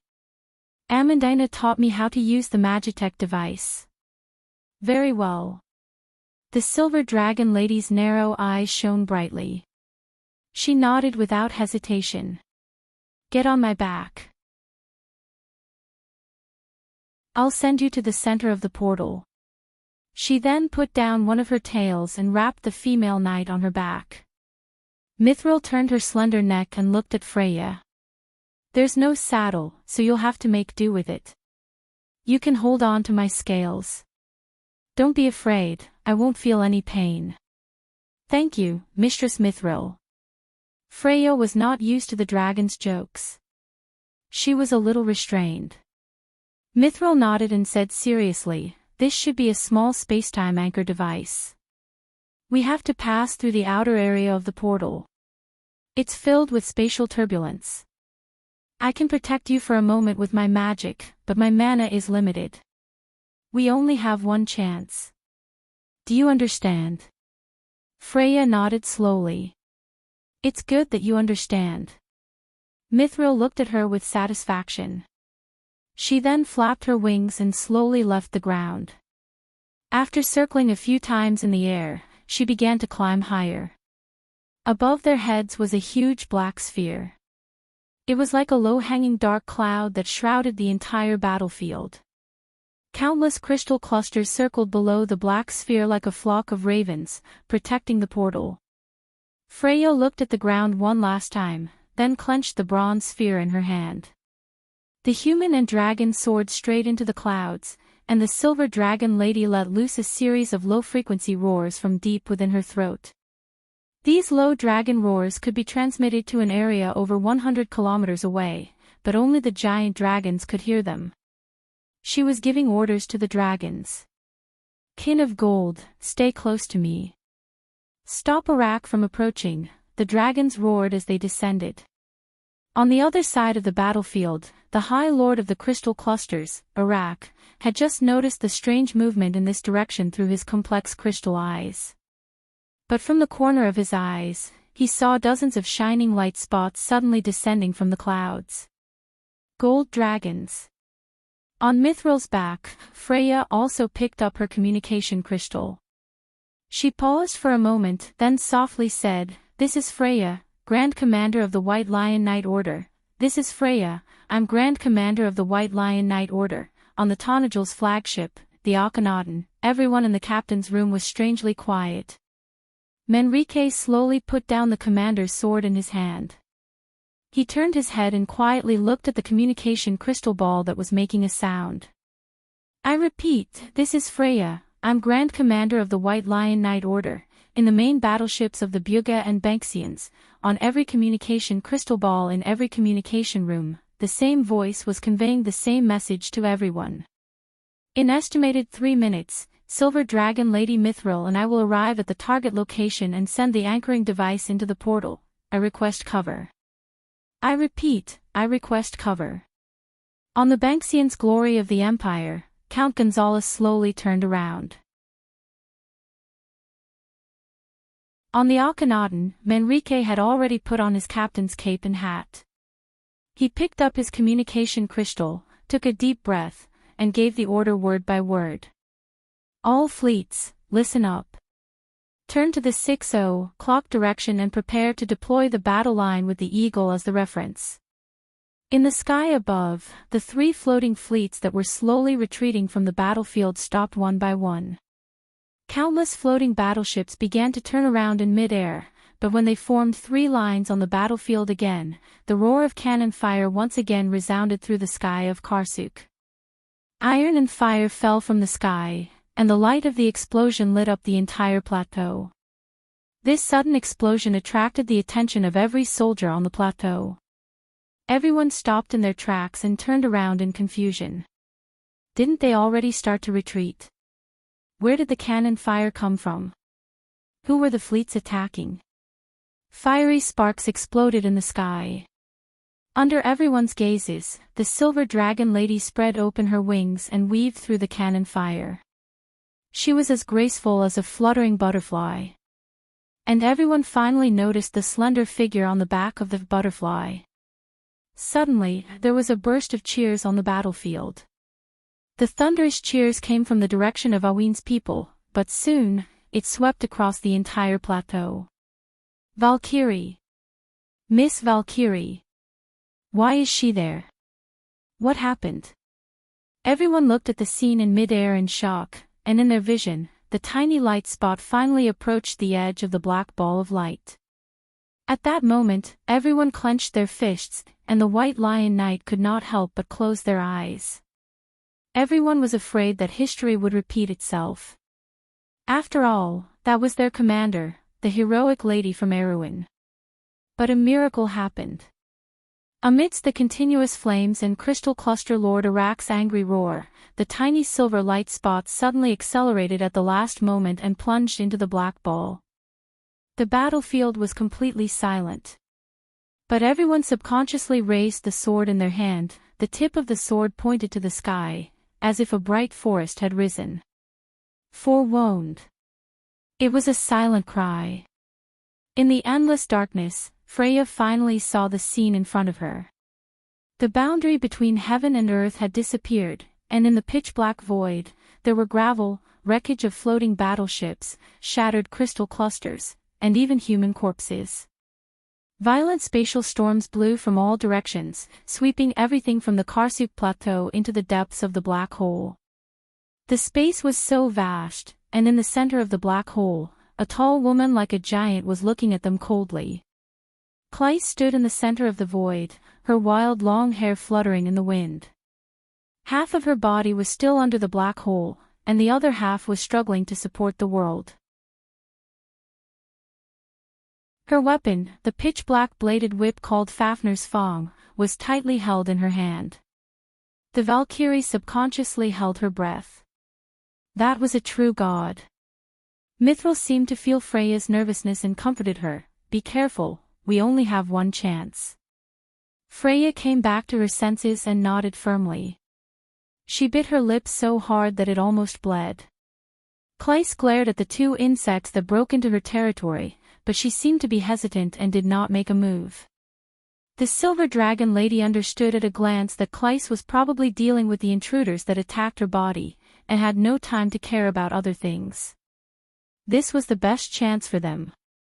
Freya, she whispered, the good news is that Clyce is distracted.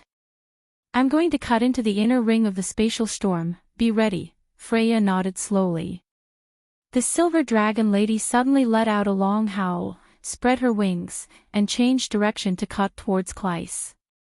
At this moment, the vicious goddess finally could not take it anymore. She suddenly straightened her body, raised the whip in her hand, and swung it in their direction. However, Mithril was already prepared for this. She turned her body slightly, and the huge whip passed by her body. A terrifying soul energy swept past the two of them. Freya felt that she was going to die immediately, as if her soul was going to fly out of her body. The silver dragon lady saw this and shouted, "Don't mind that thing, it's soul essence." But just as she was distracted, she felt a sharp pain in her left eye, and suddenly, she lost her vision on one side forever. The silver dragon lady let out a shrill scream, but she still insisted on turning around and protecting Freya behind her. "Lady Mithril, are you okay?" Freya shouted in the wind. "I'm fine. Mithril endured the pain and replied, Freya, get ready. The whip finally passed by the two of them. And now. Mithril flipped her body in the air. Freya only saw a bright light in front of her, and Clyce's huge face appeared in her vision. But at this moment, the female knight's heart was extremely calm. She immediately unlocked the spatial anchor device and activated the spell on it. For Erwin. Forewarned. Freya shouted, and used all her strength to throw the brass ball out. Kia, please protect us. The brass ball slowly slid to the center of the void, and time slowed down as if it had stopped. But the next moment, Freya only heard a shrill sound as if the sky was falling, and a dazzling white light hit her. Her eyes widened, and then her eyes rolled back, and she lost all consciousness. Clyce screamed and fell back on her throne. When her eyes regained their clarity, she lowered her head and quietly looked at the holy sword Odorfice that was stabbed into her chest. She looked at the golden blood slowly seeping out from under her robe, and a trace of peace appeared on her face. Well done, children. She looked at Enrich and Mephistopheles with gentle eyes and said softly. Enrich looked at this scene in a daze. Her mouth was open, but she couldn't say a word. Mephistopheles came up from behind and silently covered his sister's eyes with his hand. He turned his head away and didn't say a word. Brando quietly looked at the dying god. Goddess, but Clyce gently shook her head. There are no more gods in this world, and we are just ghosts that wander here, living like walking corpses. Perhaps death is the true release.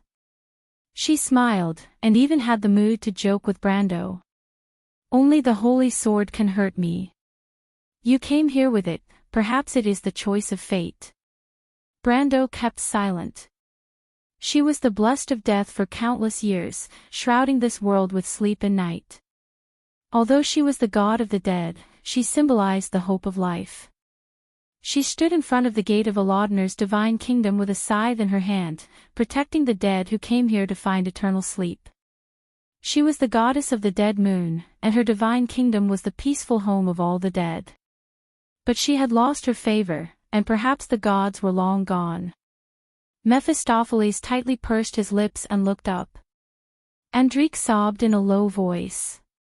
Clyce's gaze was very calm. She looked at Brando and said softly, Many years ago, I had foreseen the arrival of this day. I saw your face in countless years, so why have you come? Me? Brando was silent for a moment, and then quietly replied, I have come to end everything. What is the end of everything? Brando didn't answer this question, but asked in return, Goddess, what caused the gods to leave this world? Who defeated you? The goddess smiled lightly, and her eyes showed weakness.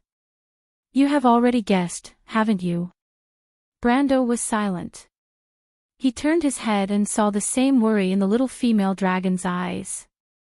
The gods created them and abandoned them, but in the end, they died because of them, and an era came to an end. He, who was standing here, represented another part of this plan. But did the gods and the people of the gods foresee their ending? Brando looked at the sword in his hand, and for a moment, he was a little confused. The goddess gently closed her eyelids. She said softly, Child, this is a debt, but also a hope. Without bronze, there would be no black iron. Clyce's body finally turned into light dust, and slowly floated from her throne, and finally disappeared. Just like that, a god left this world forever in her god kingdom. Enrich finally sobbed and fell on her brother's shoulder, crying bitterly. Only a low sobbing sound could be heard in the darkness. After a moment, Scarlet asked in a low voice, My lord, who caused the gods to leave this world? Who defeated Clyce and the other gods, and made our era lose the glory of the gods? It was the Bronze Clan. How is that possible? The Highlander girl's eyes widened. It was the monsters that killed the gods. It was the God Slayer, Brando said softly, I should have known that the owner of this name was the Bronze Clan. The gods created the Bronze generation and abandoned them. The Bronze Clan, who held a grudge, turned to dusk, but betrayed again, because all they wanted was revenge. He turned around and asked, "Do you know the legend of the Eternal One?" Except for the little female dragon Alaz, everyone shook their heads. Brando looked at them and replied, "Because it is an existence beyond the gods, a perfect product, an eternal and immortal creature in this world." "How can there be such an existence?" Irene asked in confusion, "Then isn't it dusk?" Brendel shook his head, "Because it is the ultimate existence of another plan, the ultimate weapon that the divine citizens will use to fight against dusk.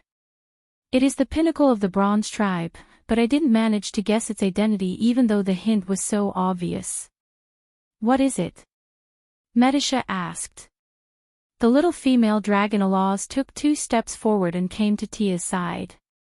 And the light ball in the little girl's hand, the straight light was pointing towards the dome of the holy sanctum. Brando's gaze followed the light. 2 world tree roots intertwined with each other above the dome, and disappeared into the darkness and fog. "Do you see it?" Brando replied, "It is there, where the world tree roots converge in the lower realm, the pinnacle of this world, the Emerald Summit." Medisha gasped softly. She suddenly looked up and said in disbelief, "Is it the Eternal One, the Eternal Dragon, the Emerald Dragon Nidhogg?" Brando nodded slowly. In the depths of the darkness, the merchant girl's eyes had a faint smile, staring at a spot of light in the distance, and there was Iliodanur's divine kingdom. Behind her, the roar of the wind was becoming more and more deafening, and the sea of the netherworld suddenly surged with raging waves, washing away the foundation of the world, as if the entire world was about to be torn apart by these waves.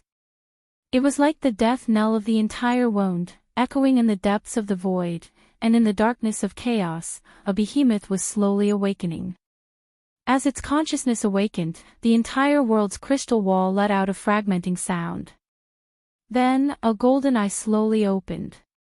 It had finally awakened. The Roman laughed softly, and the laughter echoed in the darkness and the silent fog. You're tuning into the LoveLore Library YouTube channel. We're so grateful for your support, and don't forget to subscribe to join us on this incredible journey through captivating stories. Your generosity through donations truly makes a world of difference, as it's the primary source of revenue that allows me to expand and enhance this channel for you. Thank you from the bottom of my heart for being a part of this adventure.